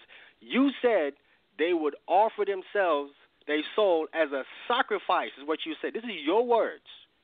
They would offer their soul as a sacrifice. Your soul is within your body. The only way you can offer your soul, you got to kill yourself. The Israelites are all human beings. If they are going to offer their soul as a sacrifice, that's human sacrifice. Offer it to who? It has to be to the Most High. It can't be nobody else. So you are admitting by saying that human sacrifice is in the Torah. You admit these are your own words. Now you're trying to come on here and say you didn't say that. I played the clip, brother. You said sacrifice. You didn't play everything that I said. Because I said that's y'all ain't got no discipline, bro. Y'all ain't got no discipline whatsoever. When you was talking, I was quiet, bro. I gave you the respect as a man for you to talk. Don't get mad now, bro. You can't take it, huh? Now, let me come. 10 minutes is almost up. Go ahead. Okay. Now, again, you can speak. 10 minutes is almost up. That's all.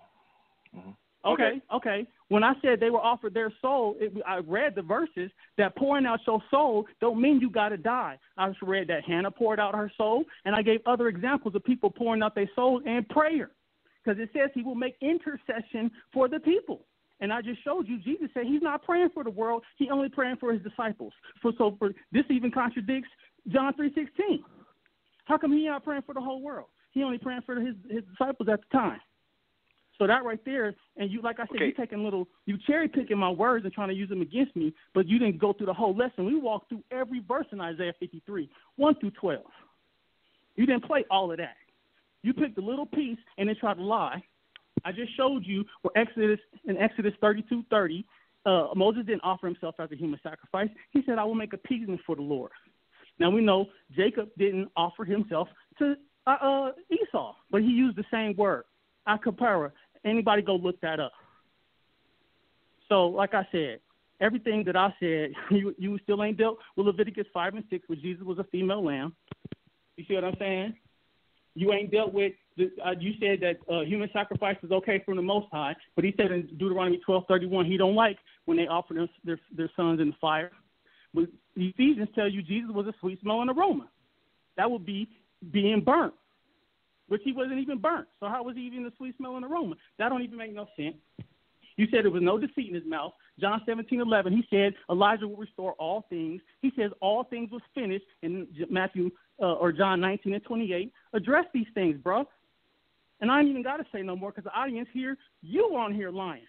Shalom, and thank you, Sal, for letting me respond. Okay, bro. Let's go on to the next caller, man. You know what? Because then it ain't even point of me addressing any, like, because every time I start talking, he start interrupting me. I can't even finish what I'm saying. They have no discipline whatsoever. Every time I say something, he got to cut in. Now, because he's caught. He said, he used the word sacrifice. They shall offer their soul as a sacrifice. Sacrifice are killed, okay?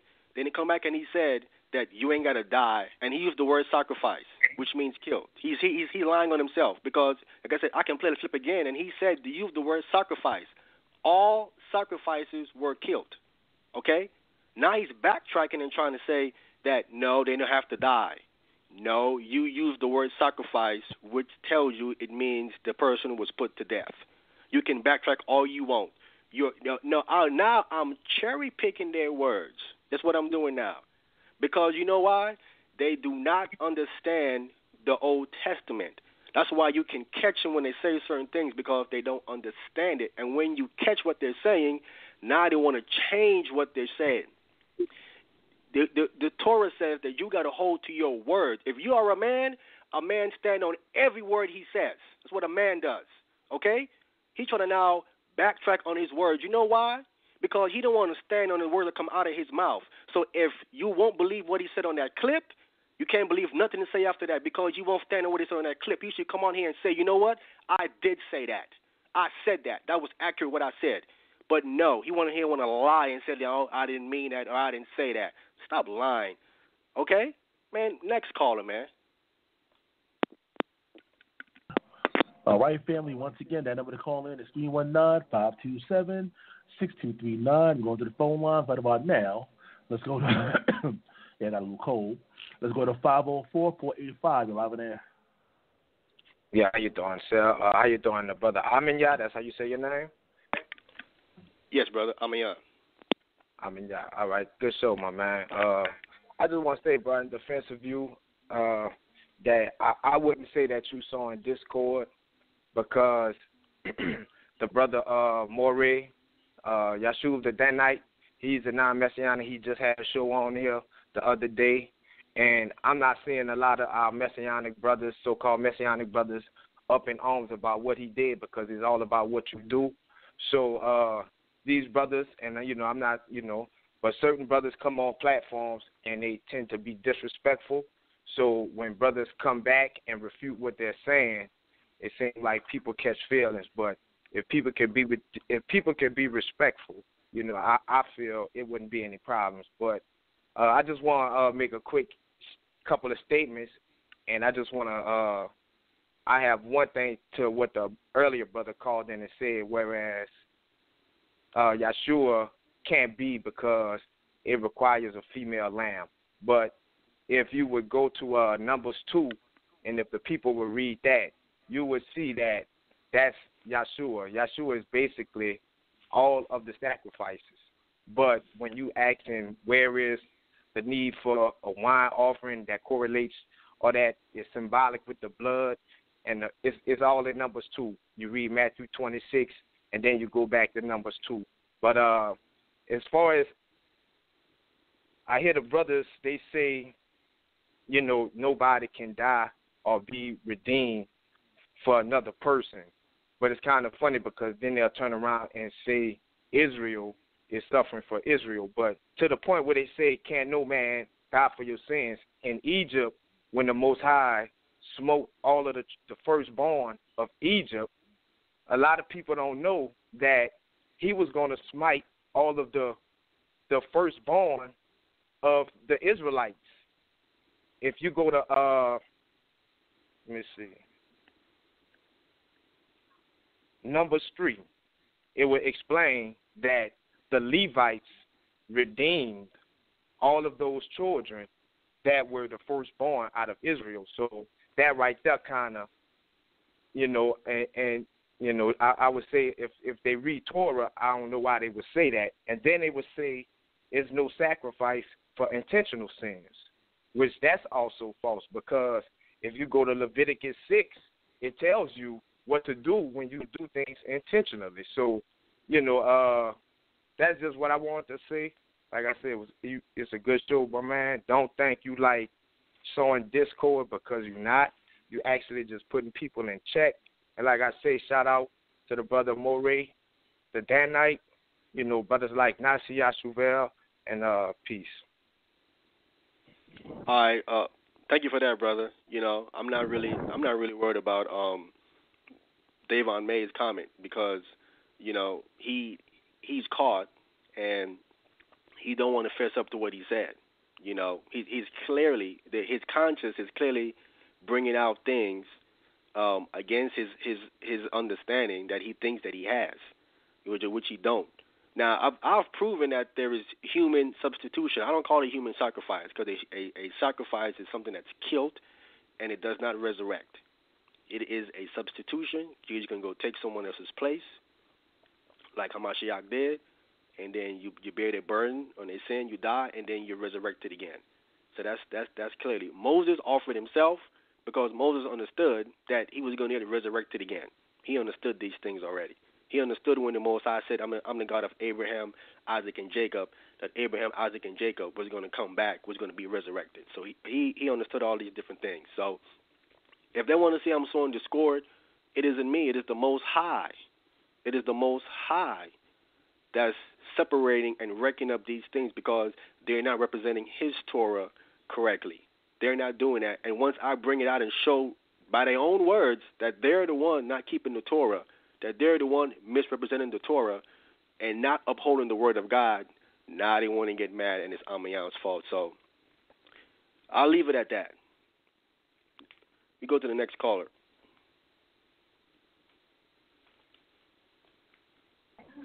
All right. Once again, it's Debate Talk Free Radio. That number to call in is 319-527-6239. You can hear me, Ahmayan? Can you hear me? Yes, I can hear you. Yeah, my mic sound, I think I sound low on my end. But we're going to go to the phone lines once again. The number is 319-527-6239. Let's go to 813-240. You're live in air. Hey, peace, Sal. Hey, real quick, Sal, how much time do I got to make a comment and then ask this guy a question? I'll give you 10 minutes. Thank you. Now, first of all, if anybody has any problem with what I said, that's not on me. I did burn the New Testament. I'm not a perfect man. I never claimed to be one.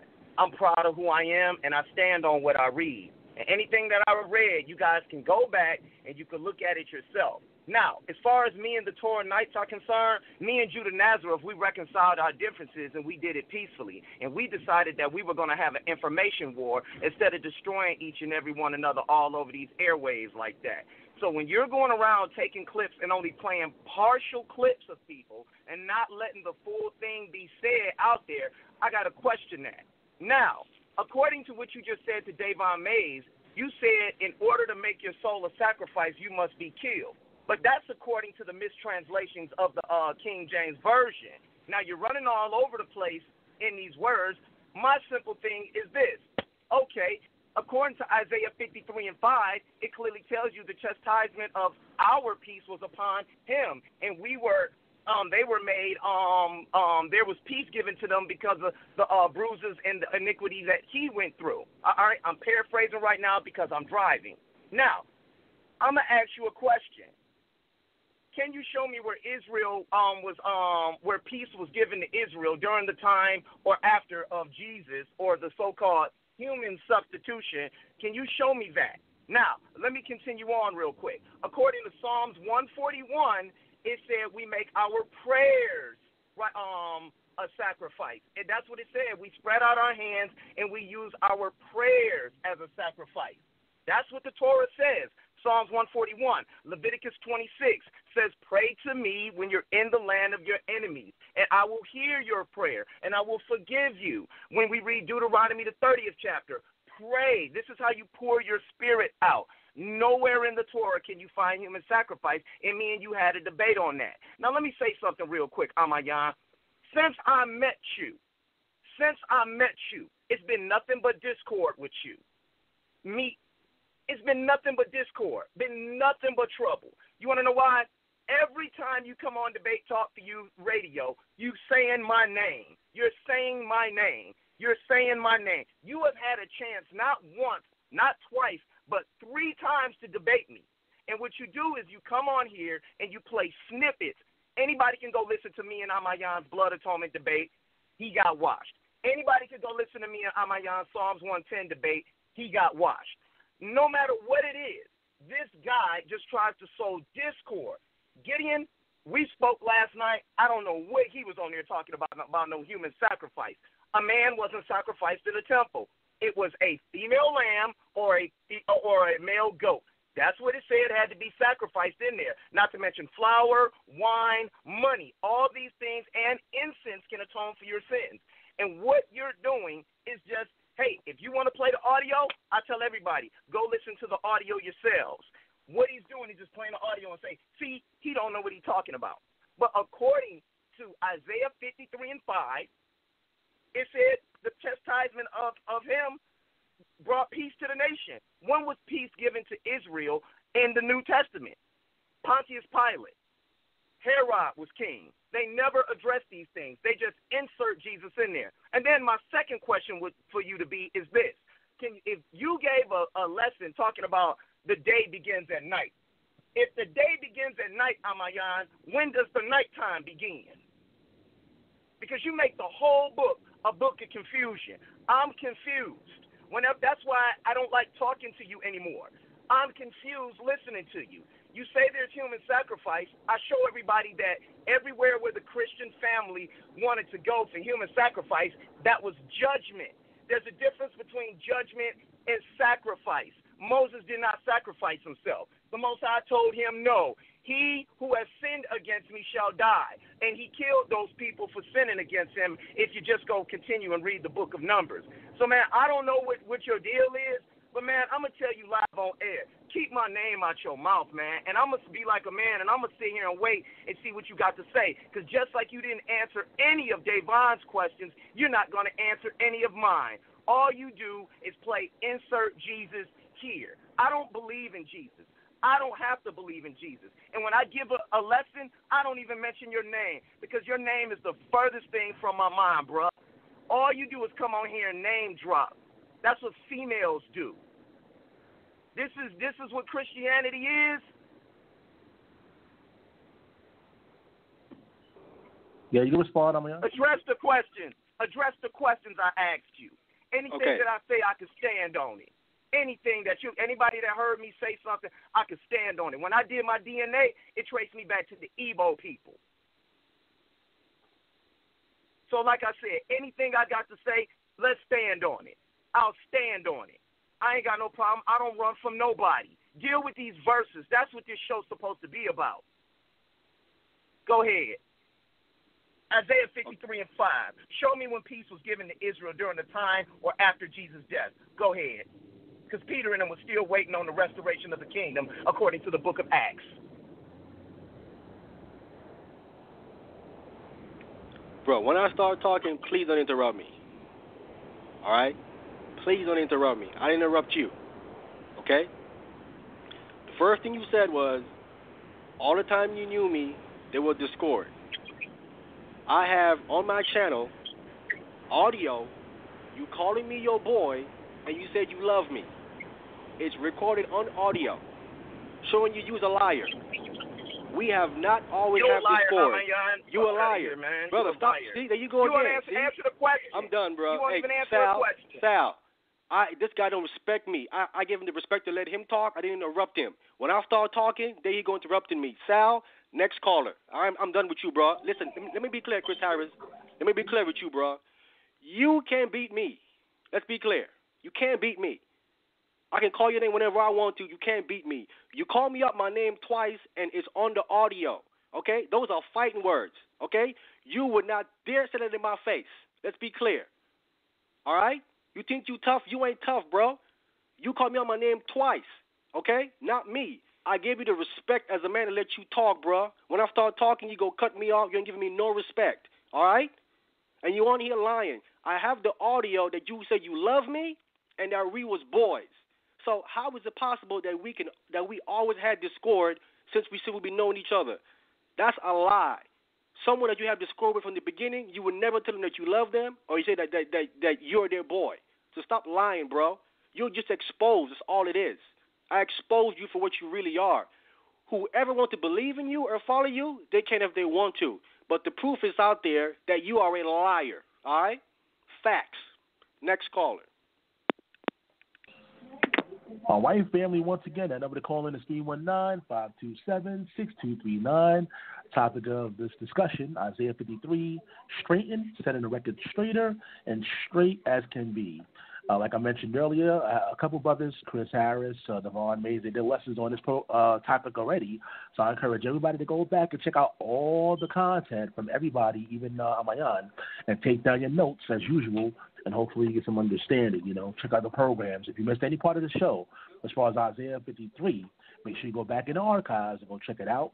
Of course, you can go on www.blogtalkradio.com/debate talk for you. We also have the classes on the YouTube page.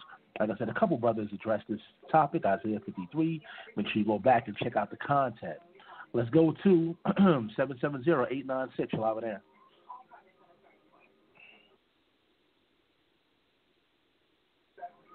Seven 770-896.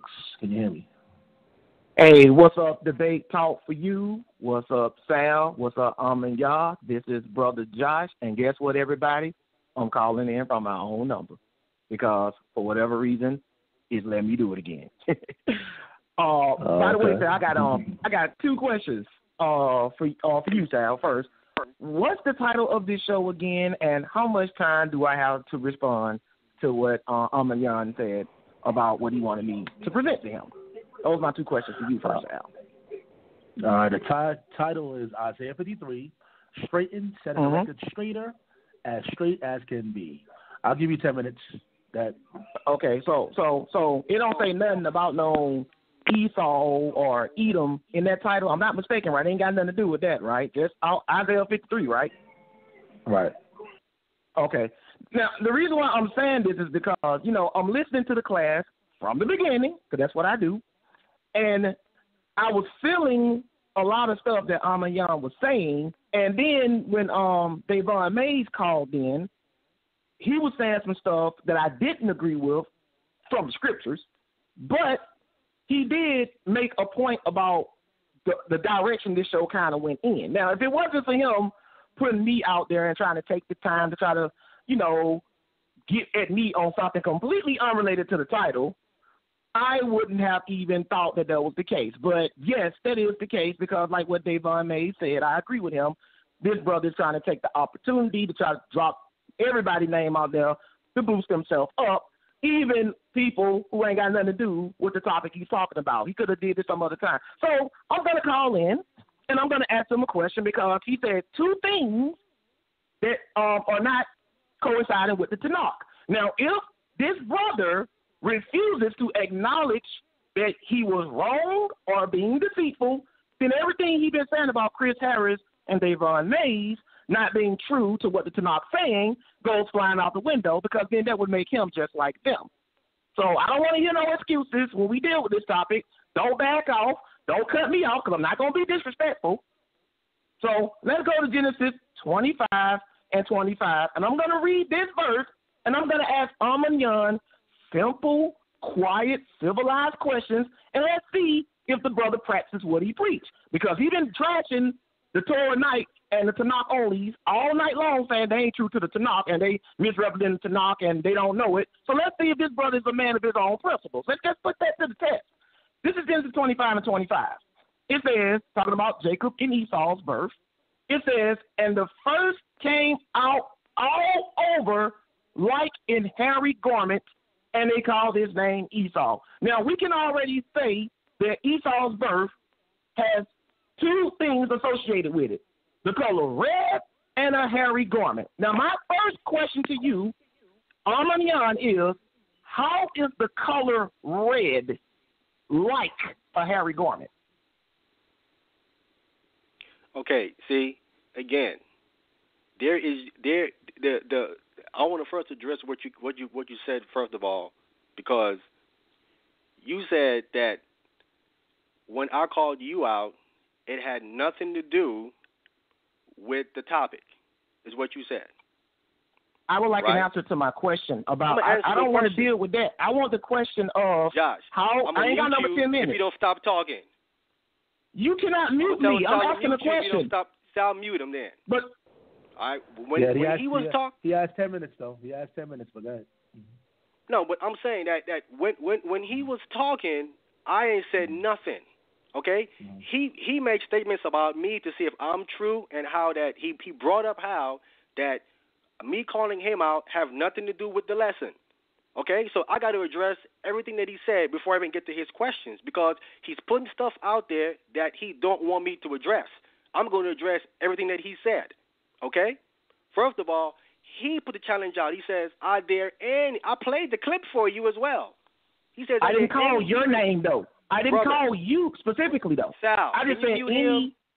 But hold on. Yeah, one at a time. He wants me to mute you. I got to mute you.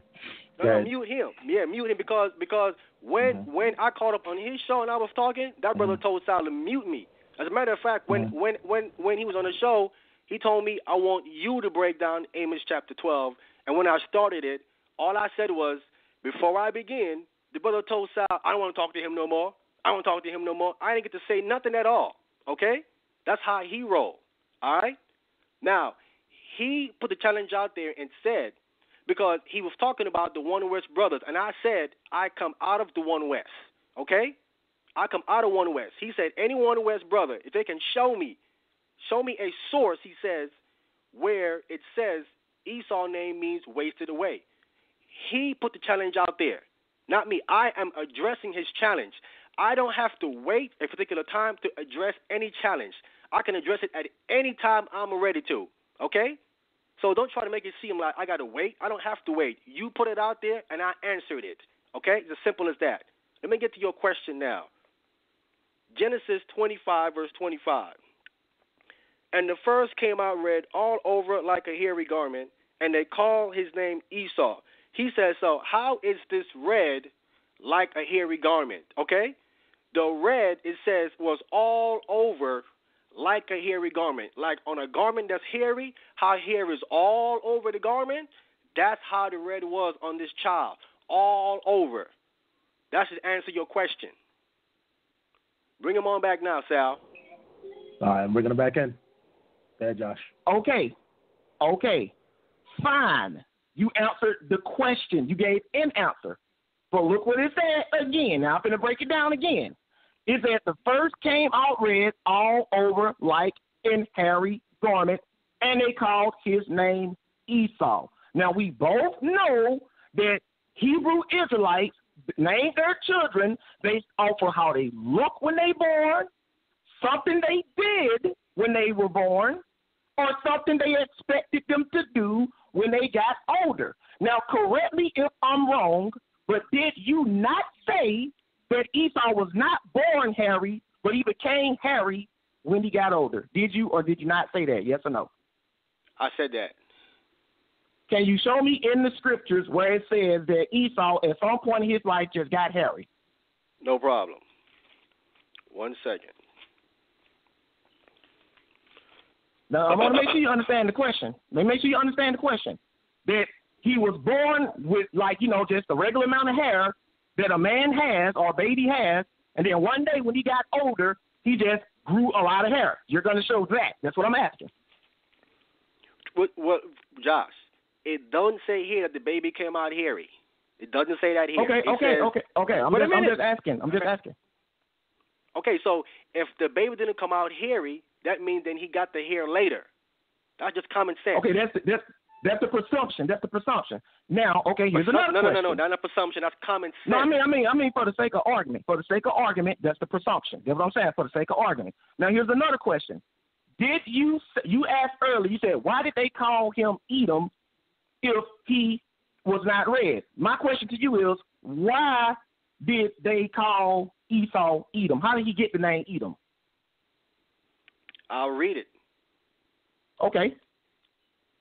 Genesis 25, verse 30. And Esau said to Jacob, feed me, I pray thee, with that same red pottage, for I am faint. Therefore his name called Edom. So why was his name called Edom? Break that down. Why was his name called Edom? Because of what? It says here, Esau said to Jacob, feed me, I pray thee, with that same red pottage, for I am faint. Therefore was his name called Edom. So he got the name Edom because of what? The red pottage. correct? Okay, all right. Okay, so this color here, Edom, has nothing to do with the red described at his birth. Because it just says right here that he got the name Edom because of the red pottage, which means stew. So this has nothing to do with his skin complexion. This has nothing to do with the shade of hair or whatever. Nothing to do with him as a personal appearance. It says right here, do you agree that he was called Edom because of the color of the pottage that he sold his birthright for? Do you agree with that? Yeah, I agree with that. Okay, so why are you, in your statement earlier, you asked the question, if he was black, why are they calling him Edom? You try to associate the color of his skin, and you try to use the fact that they called him Edom to try to dismiss that he couldn't have been black when he was called Edom for something completely unrelated to his skin color or appearance in the first place. So that is misrepresenting the. Hold on. Wait a minute. Just what you said. We can replay the clip. You said you asked the question when you were breaking down. When you were breaking it down, you asked the question. You said, "Why in the book of Isaiah you just naming prophets?"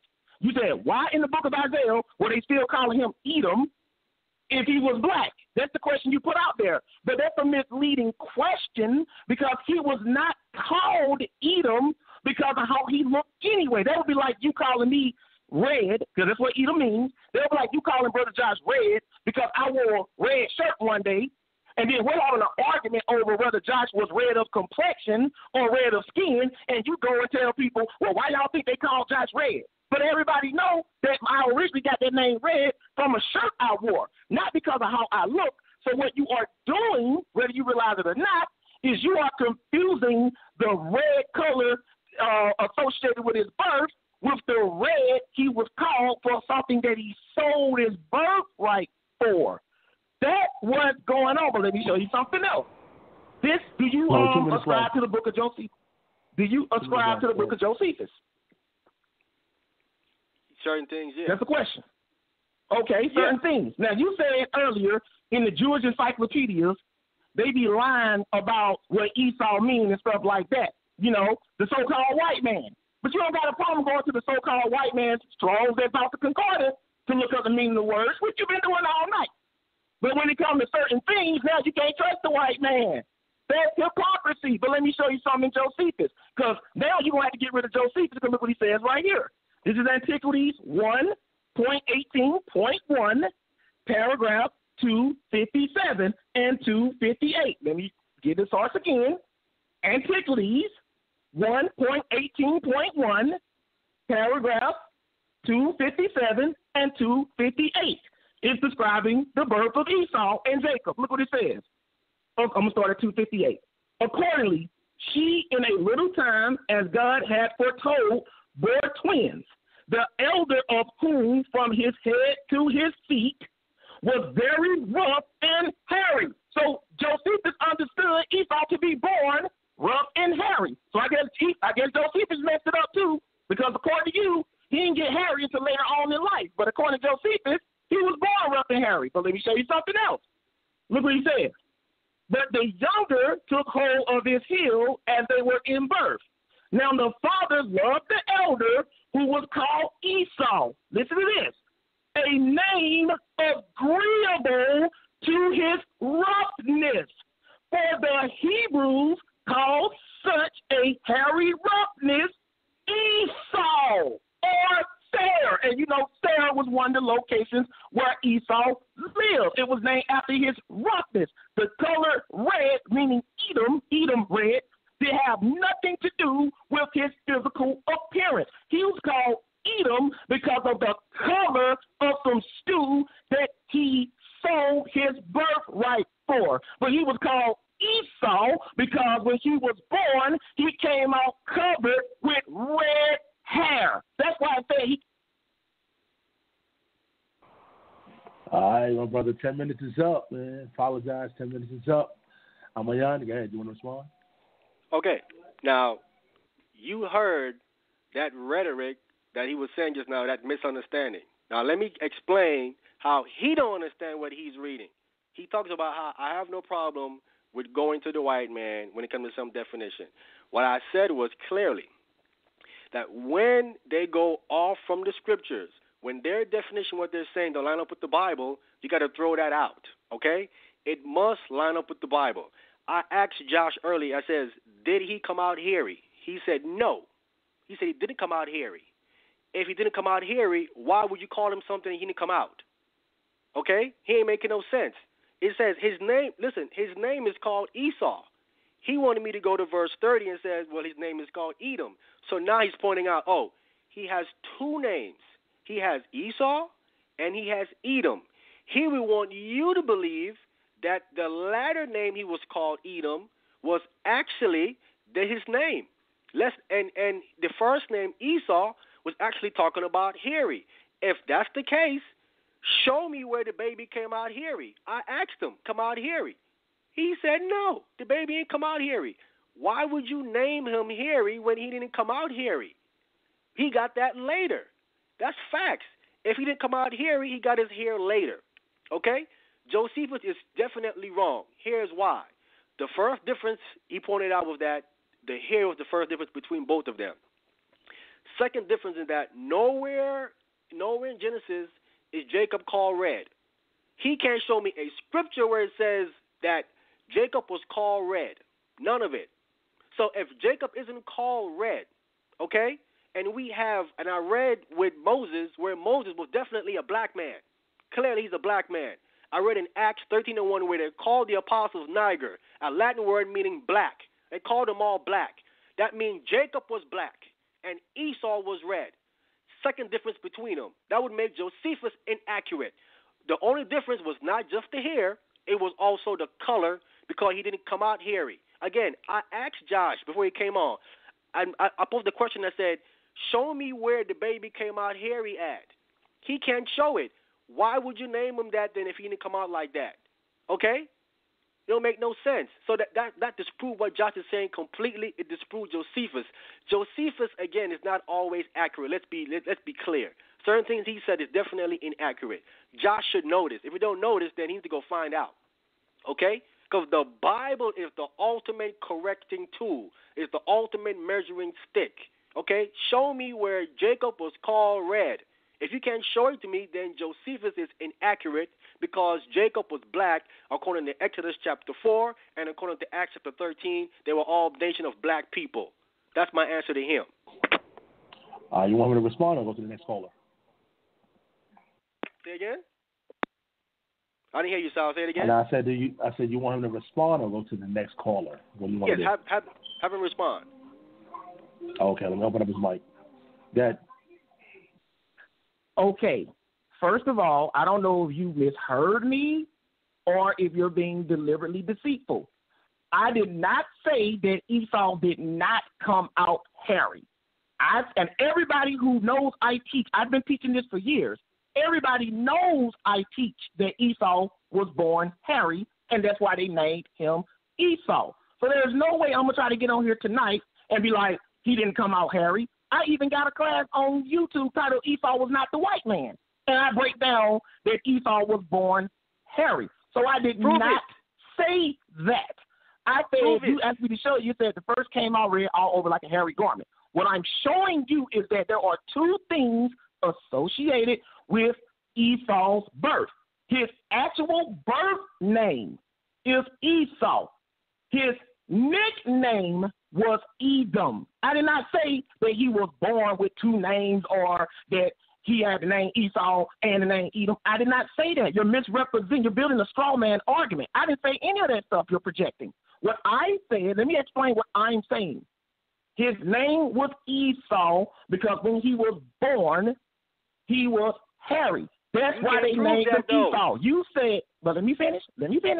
You said that if I look it up, this is what you said too. It's on the clip.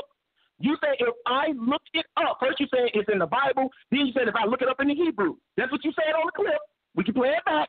I'm asking you right now in front of everybody, including Davon Mays and Judah Nazareth and the Torah Knight, give me the source where I can look it up, the Hebrew word, because you said the Bible, you said that, and you said, and y'all can look this up when you start breaking down in the Hebrew what the name means. Can I get the source right now? I will read it across the air, and I will stand corrected in front of everybody if you can give me a Hebrew source, a primary source outside of one-word doctrine, where I can look up this Hebrew definition of Esau, and it means wasted away is he. Because the color red does not mean wasted away is he. The word Edom does not mean wasted away is he. You're making these words mean that. You're making a red complexion mean wasted away.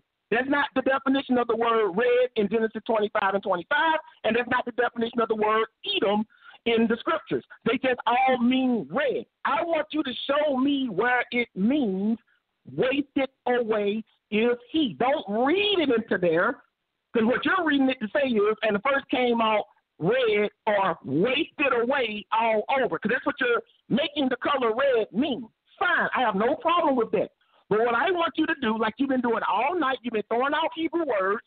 Devon Mays called you out on it, and Chris Harris, you've been talking out Hebrew definitions all night.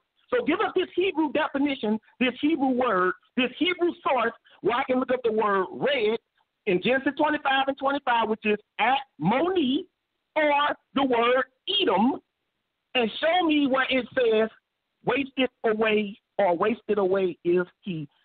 Source, and if you can give it to me, I will read it now over Debate Talk for you. I will tell everybody I've been teaching this wrong for years. Show me the definition where I can look it up. I would like to see that now. Now you can mute me right now, and I will wait, and I will come back, and I will read it. Can you give me that? Bro, first of all, you making statements you can't prove. You said you teach that Esau came out, that the baby came out hairy. I asked you, where does it say here that he came out hairy? You can't prove the baby came out hairy. You can't prove that. I'll read what it says again. Nothing here says the baby came out hairy. It says the first came out red, all over like. The word like destroys your argument completely. It doesn't say that he came out hairy. It's continued to describe the redness. The redness was all over like the hair on a garment is what it is saying. You can't prove that the baby came out hairy. You're teaching false doctrine. You're trying to reinterpret the Bible and say that there's two things here, red and hairy. No, sir.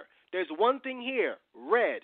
It continues to describe the redness all over the baby, that it is like a hairy garment. Not that the baby came out hairy. I can show you the source, but first, prove to me that the baby came out red. Let's start there with your lies first. Prove that the baby came out red first. Prove that, and I'll show you the source. All right, I muted his mic. Want me to open it up again? Yes, sir. Open his mic up. All right. That you see? I want everybody to pay attention to what he did. See, this is what you're doing. You told the Debate Talk for You audience that we can look something up in the Hebrew. That's what you said. And now I'm asking you where I can look that up at. Like if I tell somebody, I'm telling you it says he came out hairy all over based on my understanding of Genesis 25 and 25. I'm telling you that's my understanding of Genesis 25 and 25. That's not a lie. Hold on, wait a minute. That's my understanding of Genesis 25 and 25, just like your understanding of Genesis 25 and 25 is that it's not referring to the hair, it's referring to the color. So when we reach a stalemate on my understanding of a verse versus your understanding of a verse, what you did earlier tonight to take it beyond a possible stalemate is you made a statement.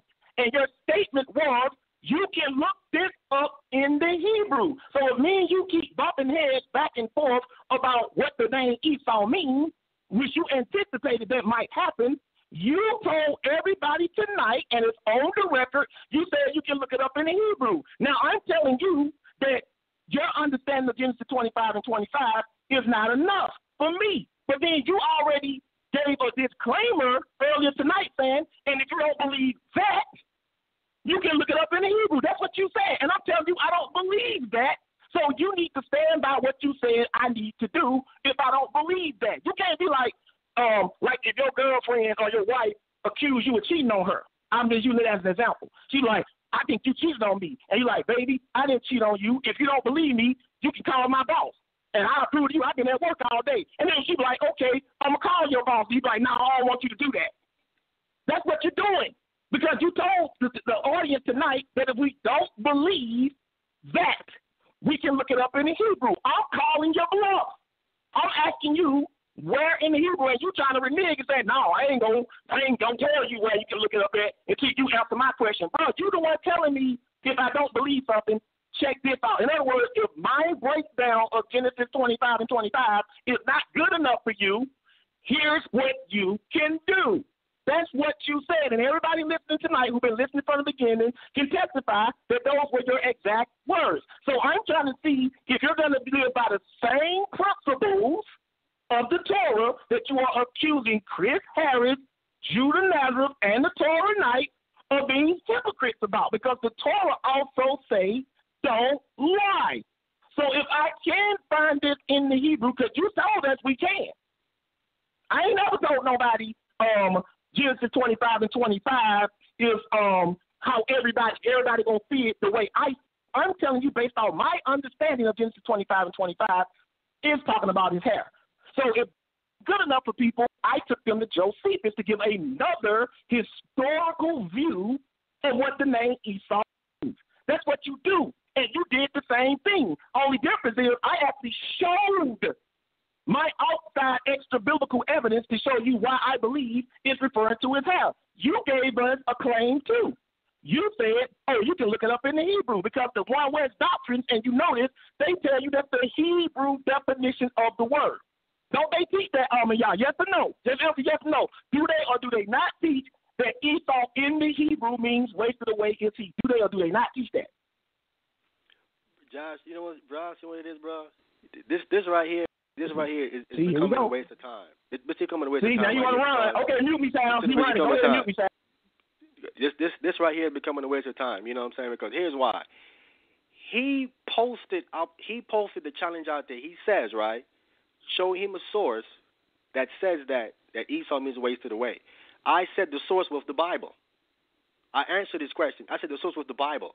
I went and I read it in here where it says right here that the baby came out hairy. His interpretation of it is that the baby came out hairy. I said, can you prove it? He said, that's my understanding of it. Okay, so that means right there he has no proof for what he's teaching. Okay? And he believes, let's be clear now. I'm going to point out what Josh, that he's up here lying. He believes in the New Testament. It says prove all things. That's what, you don't say that? It says prove all things. That's what it says. It don't say for you just to be giving your understanding of something, because anybody can do that. I can tell you, well, I see it as, he's green. That's how I understand it. Can I prove it, though? No, I can't. So you can't be up here teaching stuff that you can't prove. If that's the case, if people are going to teach just on just what they understanding without proof, then what is that? Anybody can do that. It says prove it. Prove all things. He's not holding to the criteria of the New Testament that he claims he believes in. It says to prove it. I asked him, do you have proof? He says, that's my understanding of it. Okay, so now you don't have proof of it. You're not holding to the criteria. When we read it, it doesn't say that the baby came out hairy. He goes to Josephus, right? He says Josephus is saying that the only difference between the two babies was the hairiness. I said, okay, if that's the case, then where is it then that Jacob is called red? That Jacob isn't called red. The only one that's called red is Esau. Esau is red. He's the only red one, and he pointed out the hairiness. That's two differences between them. So Josephus can't be correct.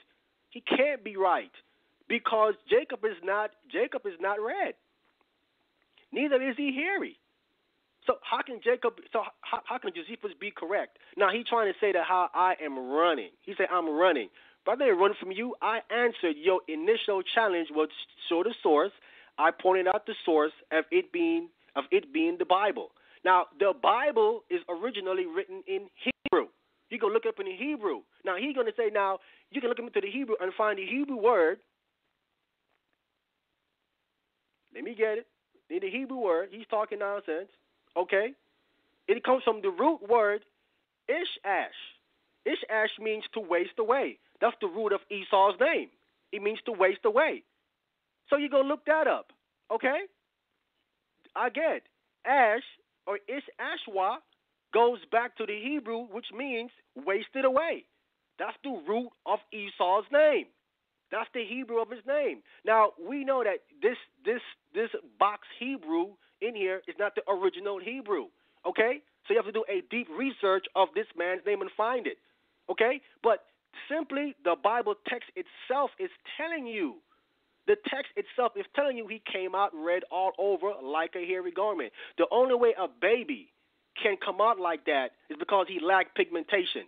That's just plain common sense, okay? Now, if he doesn't see that, that's my understanding of it, brother, and what the scriptures say. I understand how the Bible is saying it. If you don't see it that way, that's on you, okay? But you can't prove that the baby came out red, and you're teaching lies because you can't prove, as Paul say, prove all things.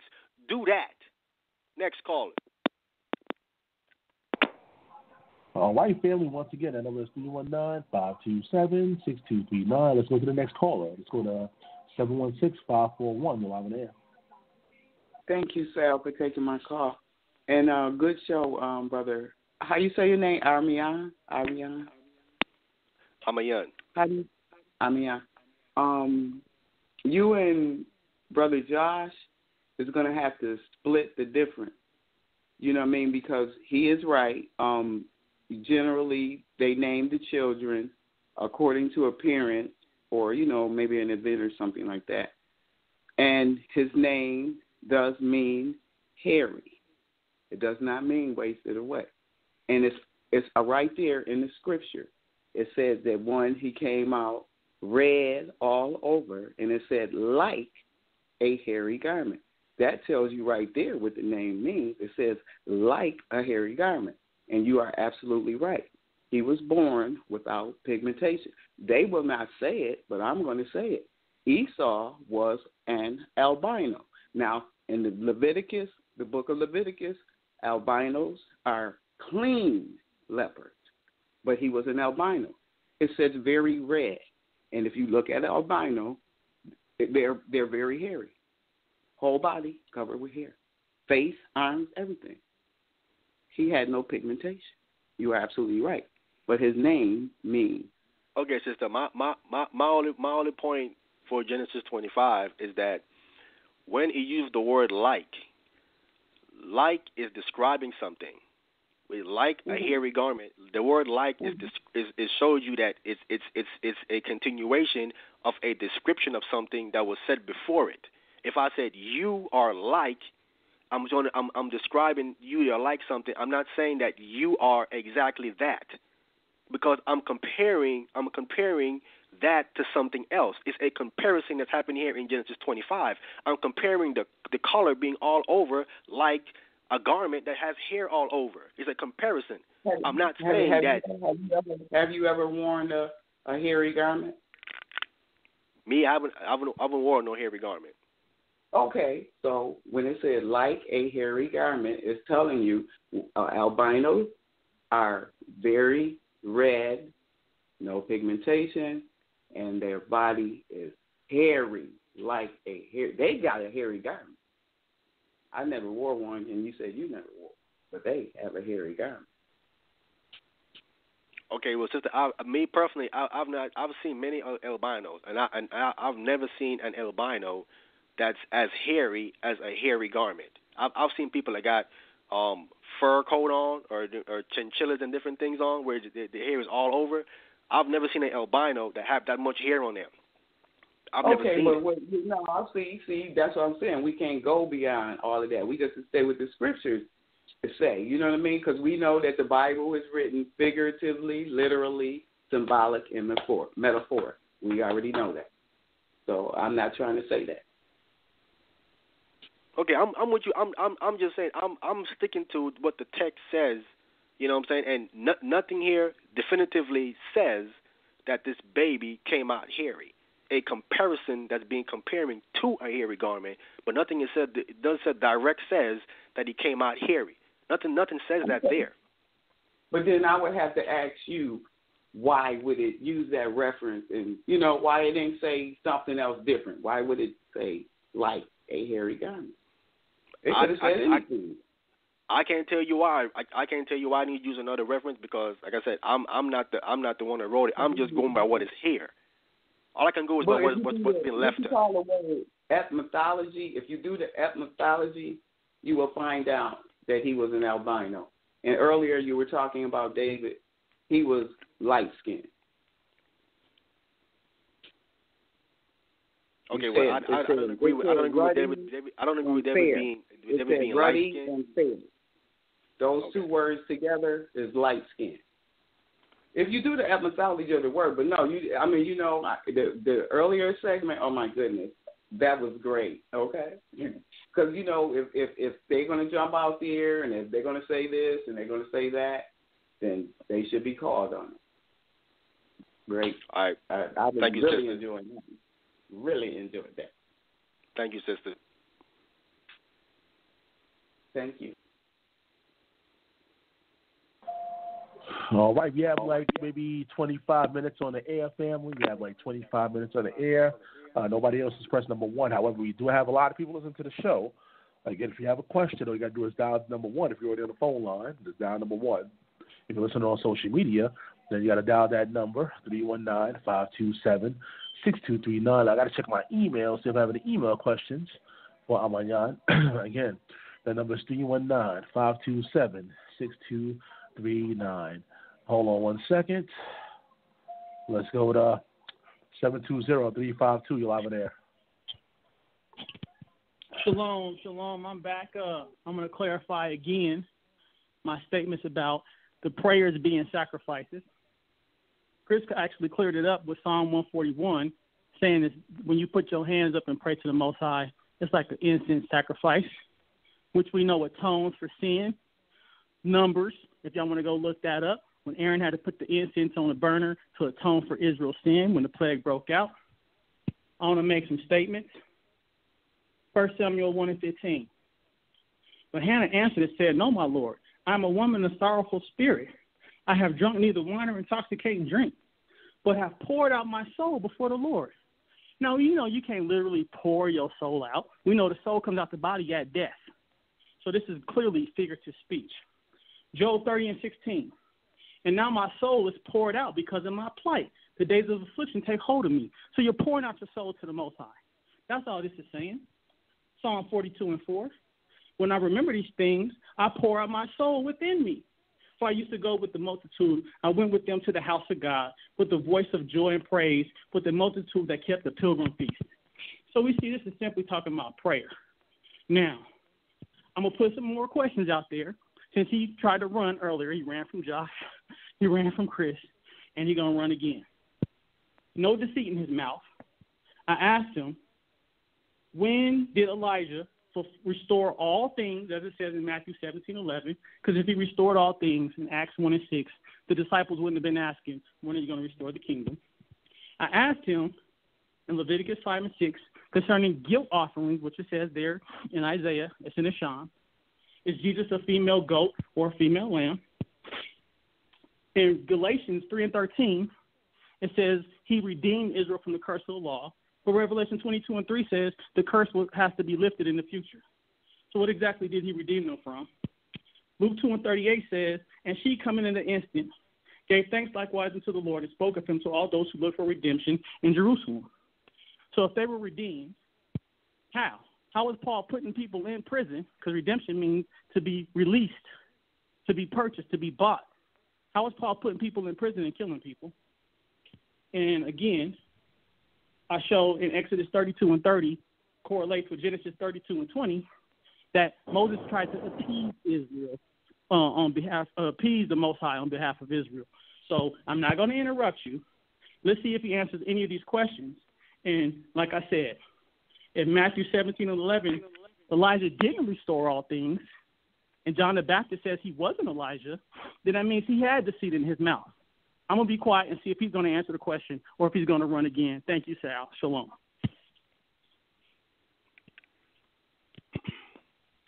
Okay. Let's address what he actually said, okay, versus him trying to go ahead and read scriptures as metaphors. His statement wasn't a metaphor. Let's be clear. he's trying to go read scriptures now and put it in the light of a metaphor. What he said, because I played the clip, he didn't say it was no metaphor. He used the word sacrifice. That's the word that he used, okay? Sacrifice means something is killed.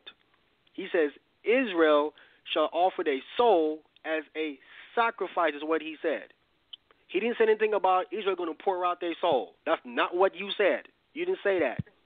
Okay, you didn't use the word pour out. You didn't use no metaphoric words when you made your statement. You said clearly they shall offer their soul as a sacrifice. That means they're going to die. That's literal, okay? Now he's trying to go and he's trying to run and trying to say something that he didn't say.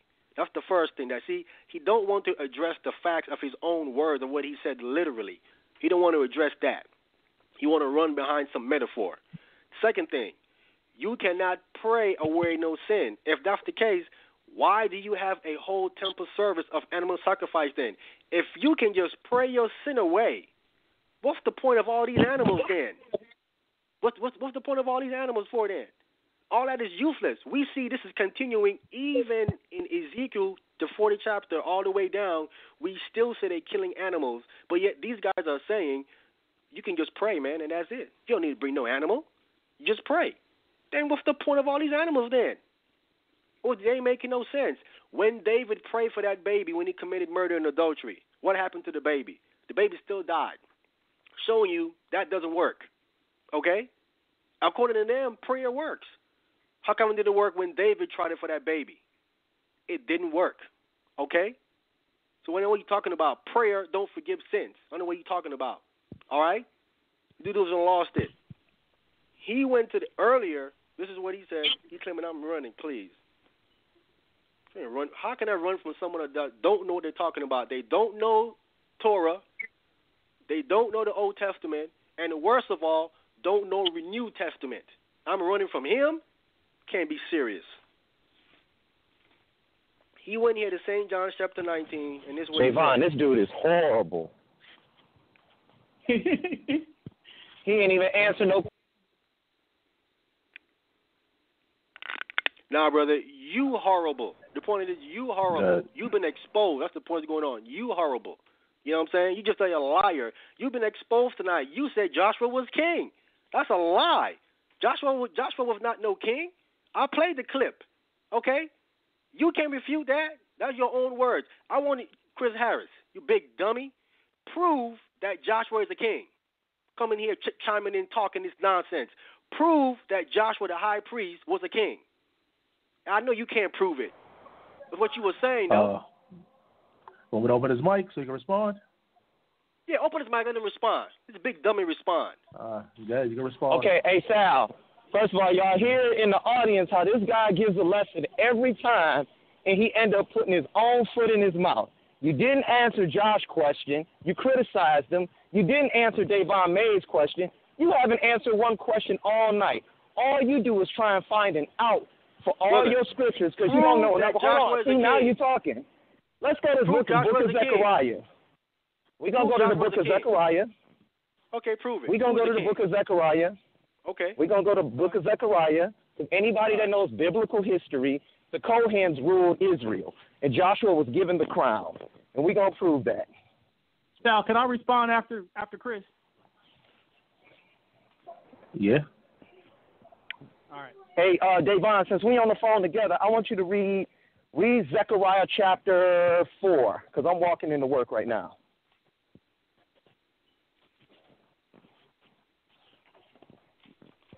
Zechariah 4? Read Zechariah 4 real quick. What verse? Trying to find it, trying to pull it up. Okay. Verse 9? Hold on. Yeah, go to verse 9. The hands of Zerubbabel have laid the foundation of this temple. Is that what you're looking for? Start reading there, yeah. His hands shall also finish it. Then you will know the Lord of hosts has come to you. For who has despised the day of small things? For these seven rejoice to see the plumb line in the hand of Zerubbabel. They are the eyes of the Lord which scan to and fro throughout the earth. Keep going. Then I said to him, what are these 2 olive trees at the right of the lampstand and at its left? And I further answered and said to him, what are these 2 olive branches that drip into the receptacles of the 2 gold pipes from which the golden oil drains?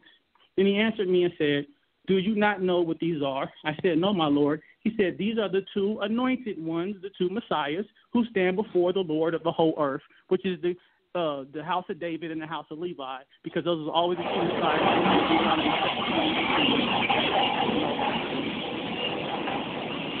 Okay, now I'm going to go to Joshua chapter. Hold on, I'm sorry, because like I said, I'm at work. But see, he's trying to switch the subject, but I'm going to read this, Zechariah chapter 3, verse 8. Hear now, O Joshua the high priest, thou and thy fellows that sit before thee, for they are men wondered at. For behold, I will bring forth my servants a branch. For behold, the stone that I have laid before Joshua, upon one stone shall be 7 eyes. Behold, I will engrave thereof, saith the Lord of hosts. I will remove the iniquity in the land in one day, and that day saith the Lord of hosts, you shall call every man his neighbor under his fig tree. Hold on. Oh, man. Hey, answer Davon's questions. I'm going to come back and show it. I got to get that scripture right quick. Okay, come on. Let's move on. All right, let me move on. No, I'm about to get the scripture. No, we're not going to run. It's right here. Mute him, Sal. He had Davon Mays read Zechariah chapter 4. He was started at verse 9. He went all the way down to verse 14. Nothing about no king. I've been patient. He jumped up to chapter 3. He started at verse 8. He went down to verse 10. Nothing about Joshua being no king. Okay? I've given him opportunity to prove that Joshua was a king. Okay? He has not proven it. All right? Chiming in.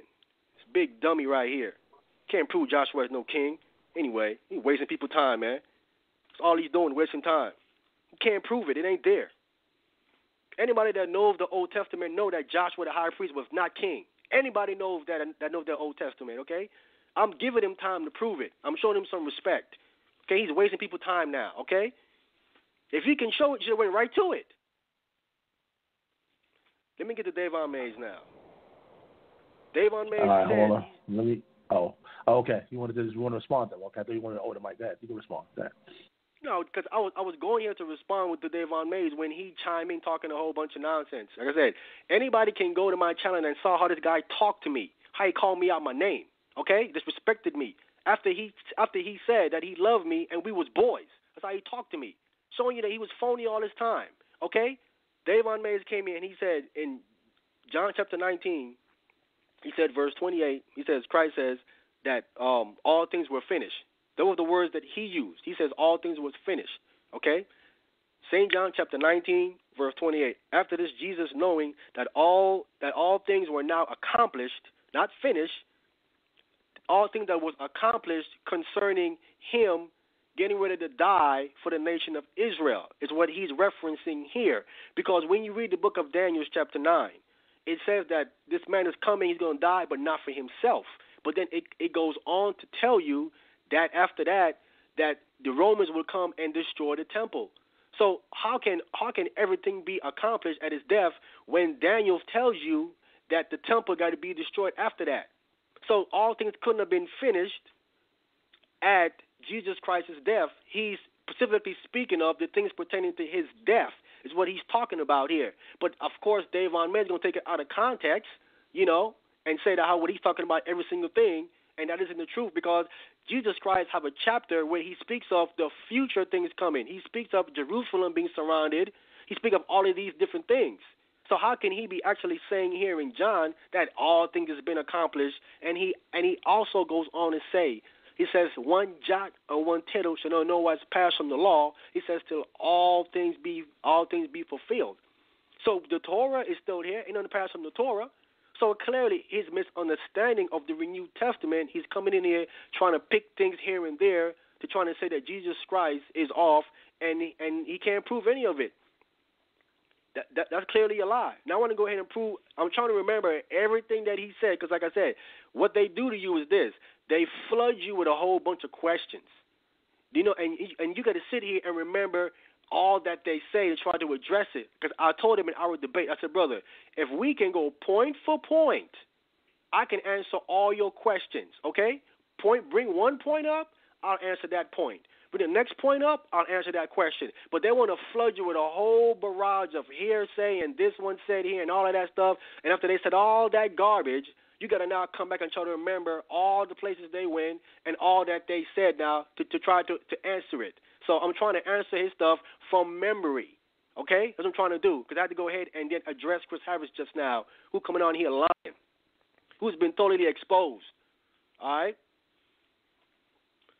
Now, he went and he talked about, Jesus Christ said, he said that John the Baptist was supposed to, Elijah shall surely come and accomplish all things. I think that's what, I'm trying to remember what he said, because a lot has been said, and I'm trying to remember what he said. I think that's what he said, okay? I think he went to Matthew chapter 17, if I'm not mistaken. That's where he quoted it at.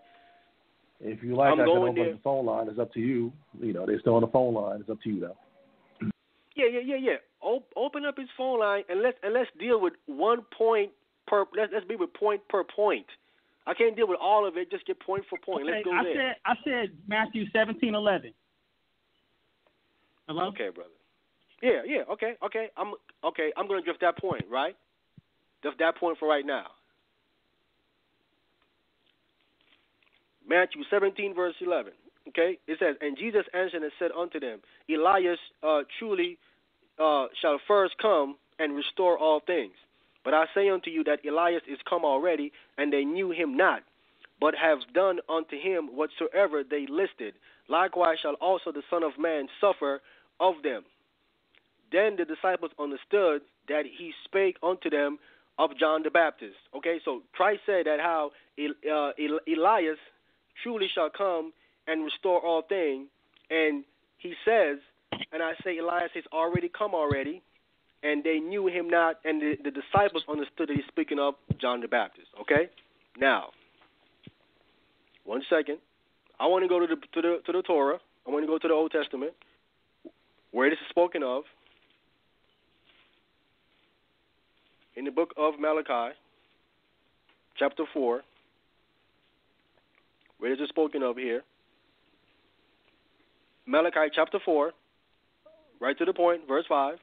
It says, Behold, I will send you Elijah the prophet before the coming of the great and dreadful day of the Lord. Understand that. This is referencing right before the coming of the dreadful day of the Lord is when Elijah is going to have to come. This is what it says right here in Malachi. It's giving you a time frame of the dreadful day of the Lord. That did not happen when Christ came. This time frame is our future, all right? Now, it goes on to say, and he shall turn the hearts of the father to the children, and the hearts of the children to the fathers, lest I come and smite the earth with a curse. That's the part that he's not getting.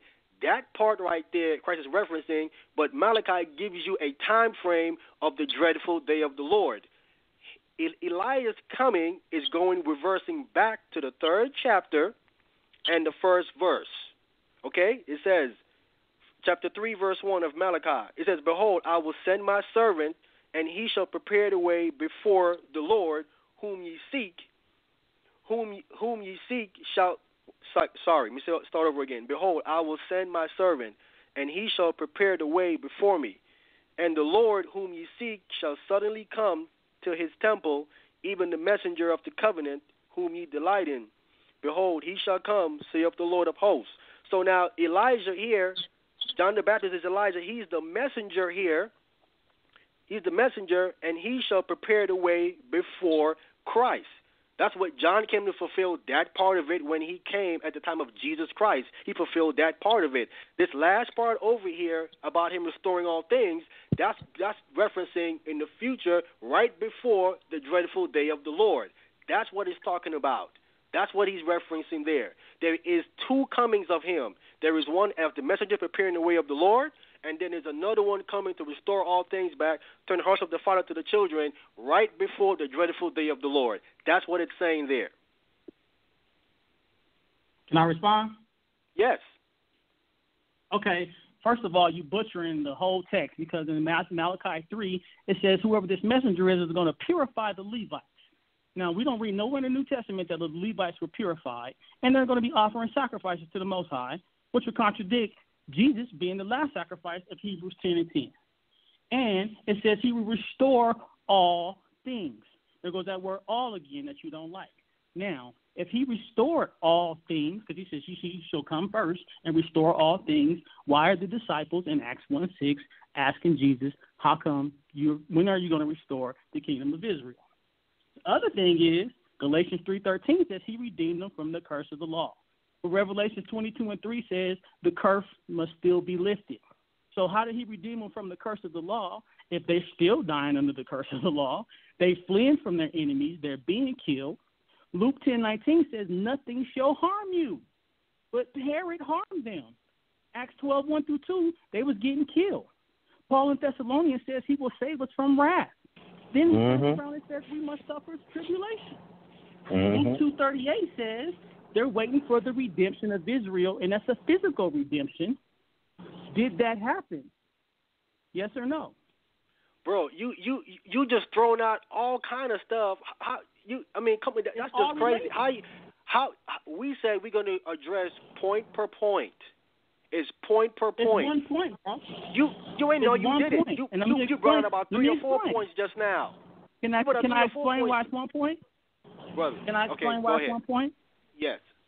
Because we're talking about redemption and restoration. That is the whole point of redemption, is to be restored to your original position. Look it up like you told us. Look up the word in Luke 2:38 for redemption. It means to be given back to your original state, to be back in the land, to be freed from your oppressors and your enemies.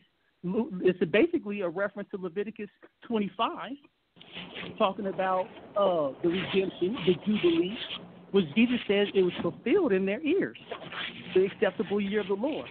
Now, again, you just said that Elijah was going to turn the hearts of the children to the fathers, or John the Baptist was supposed to do this, but Jesus said he came to divide the house.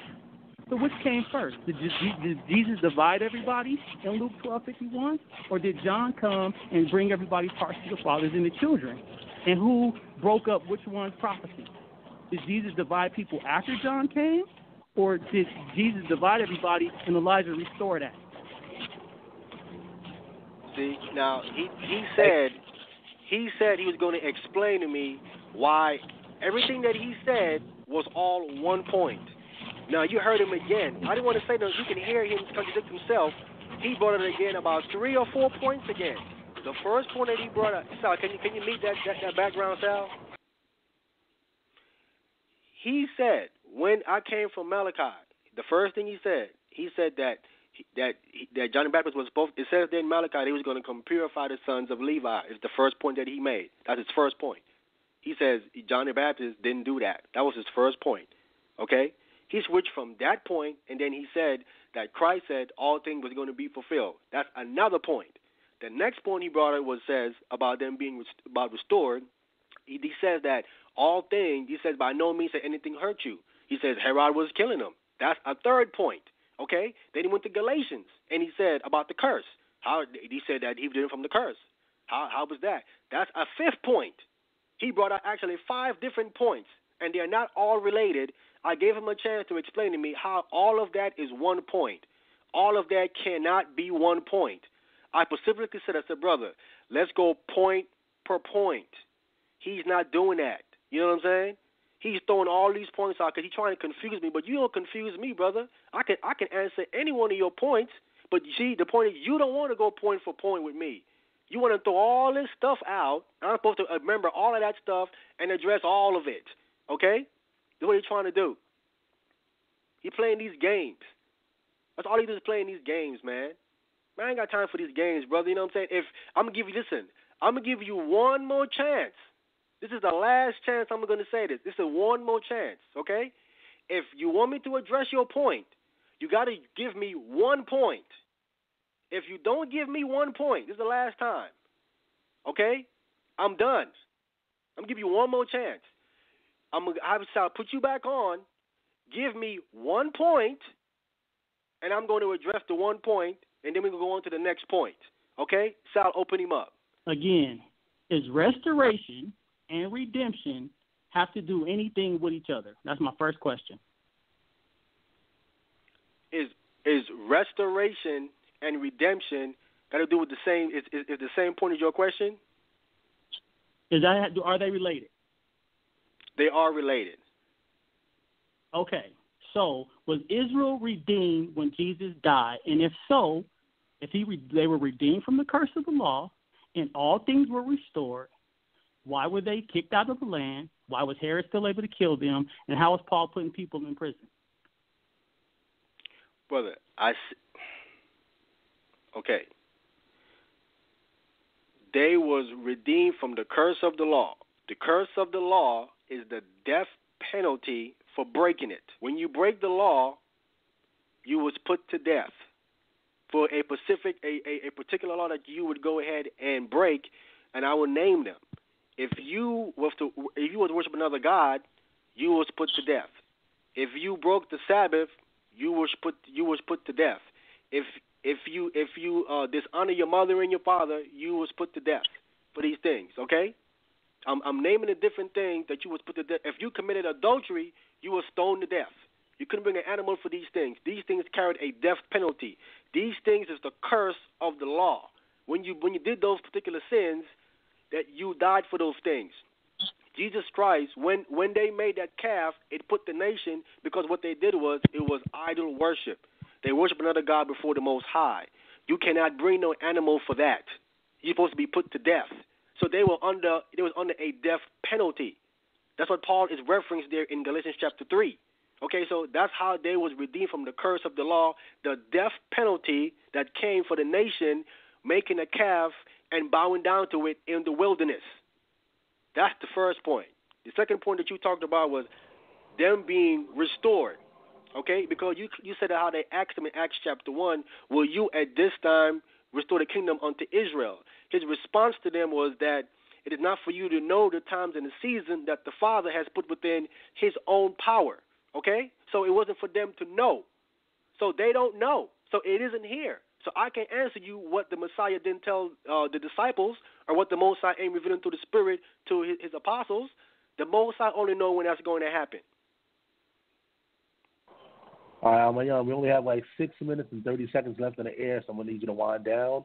Once again, we appreciate the family out there that's been calling into the show, getting the questions answered.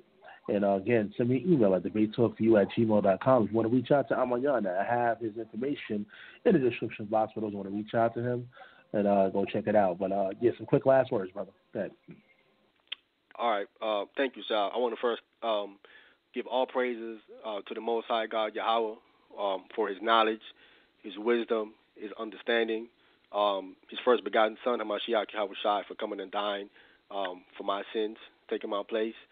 I want to thank all of the spiritual brothers that we don't see, the righteous angels that's protecting us and helping us through this walk that we here in this captivity, and bringing us through day by day. I want to thank the brother Sal having me back on the show again. Sal, thank you, brother. I want to go ahead and thank all of the true believers in Hamashiach Yahweh Shai, the true brothers and the true sisters out there. Because as Christ says, for many are called, but few chosen. The majority of people that thinking they believe and thinking they with it, they're not. And people want to say something about Ahmayan, that I'm playing public clips of people, of what they're doing, is that they don't want to go ahead and man up for what they said. It's all about, you're trying to sow discord. But you don't want to address what you did. The scripture says this. It says that you have to repent. You have to first own up to what you said. The Torah says this in the book of Leviticus. It says if Israel at that time would acknowledge their sin, they have to acknowledge what they did wrong. That's Torah. Not trying to hide it. Acknowledge what you did was wrong. And then confess and turn to me with their whole heart. He said, then will I forgive it. But they don't want to acknowledge the clips that I've been playing, the thing that they have said. They don't want to man up. They want to, you know what? Let's brush it under the rug and continue to deceive the people. That's what they want to do. Okay, I'm out here because Christ said this again. Whatsoever is in darkness is going to come to light. He said, what I say to you in the dark, speak that on the housetop. Speak that out in the open. Okay? These brothers ain't on that. They want to keep everything under the rug. That's what they want to do. They want to lie and hide. And when they get exposed, Oh, brother, man, you're sowing discord, Ahmayan. You know what I'm saying? You shouldn't be doing that, Ahmayan. You know what I'm saying, brother? All the stuff they're trying to say, they don't want to fess up to what they're saying, to what they've been doing. And it don't stop with Ahmayan. They will continue to get exposed by another brother. It ain't just me, but at the end of the day, the Most High going to judge them for what they're doing. What's going to happen? The Most High going to judge them for what they're doing, what they're saying, you know? And the last thing I want to say is this, is that I did this class to defend the word of God. This ain't nothing personal. It says for you to go ahead and correct your brother. This was done in the spirit of correction. Okay, now if they don't believe that, that's fine. I'm not here to convince nobody of that. You don't have to believe that. Okay? But now everybody have the information. It's been recorded and it's out there. It's about giving the people the adequate information that they can make a better decision on who to listen to and who they want to follow. Because as the Torah says, oh, my people, the ones that lead you is causing you to err. It's the people that up front is causing the people to err. The ones that you're listening to, they're the one throwing you off. Okay? So you got to make wiser decision on who you want to listen to. And before you listen to someone, check them out thoroughly before you just go jumping on someone and claiming this person know what he's talking about.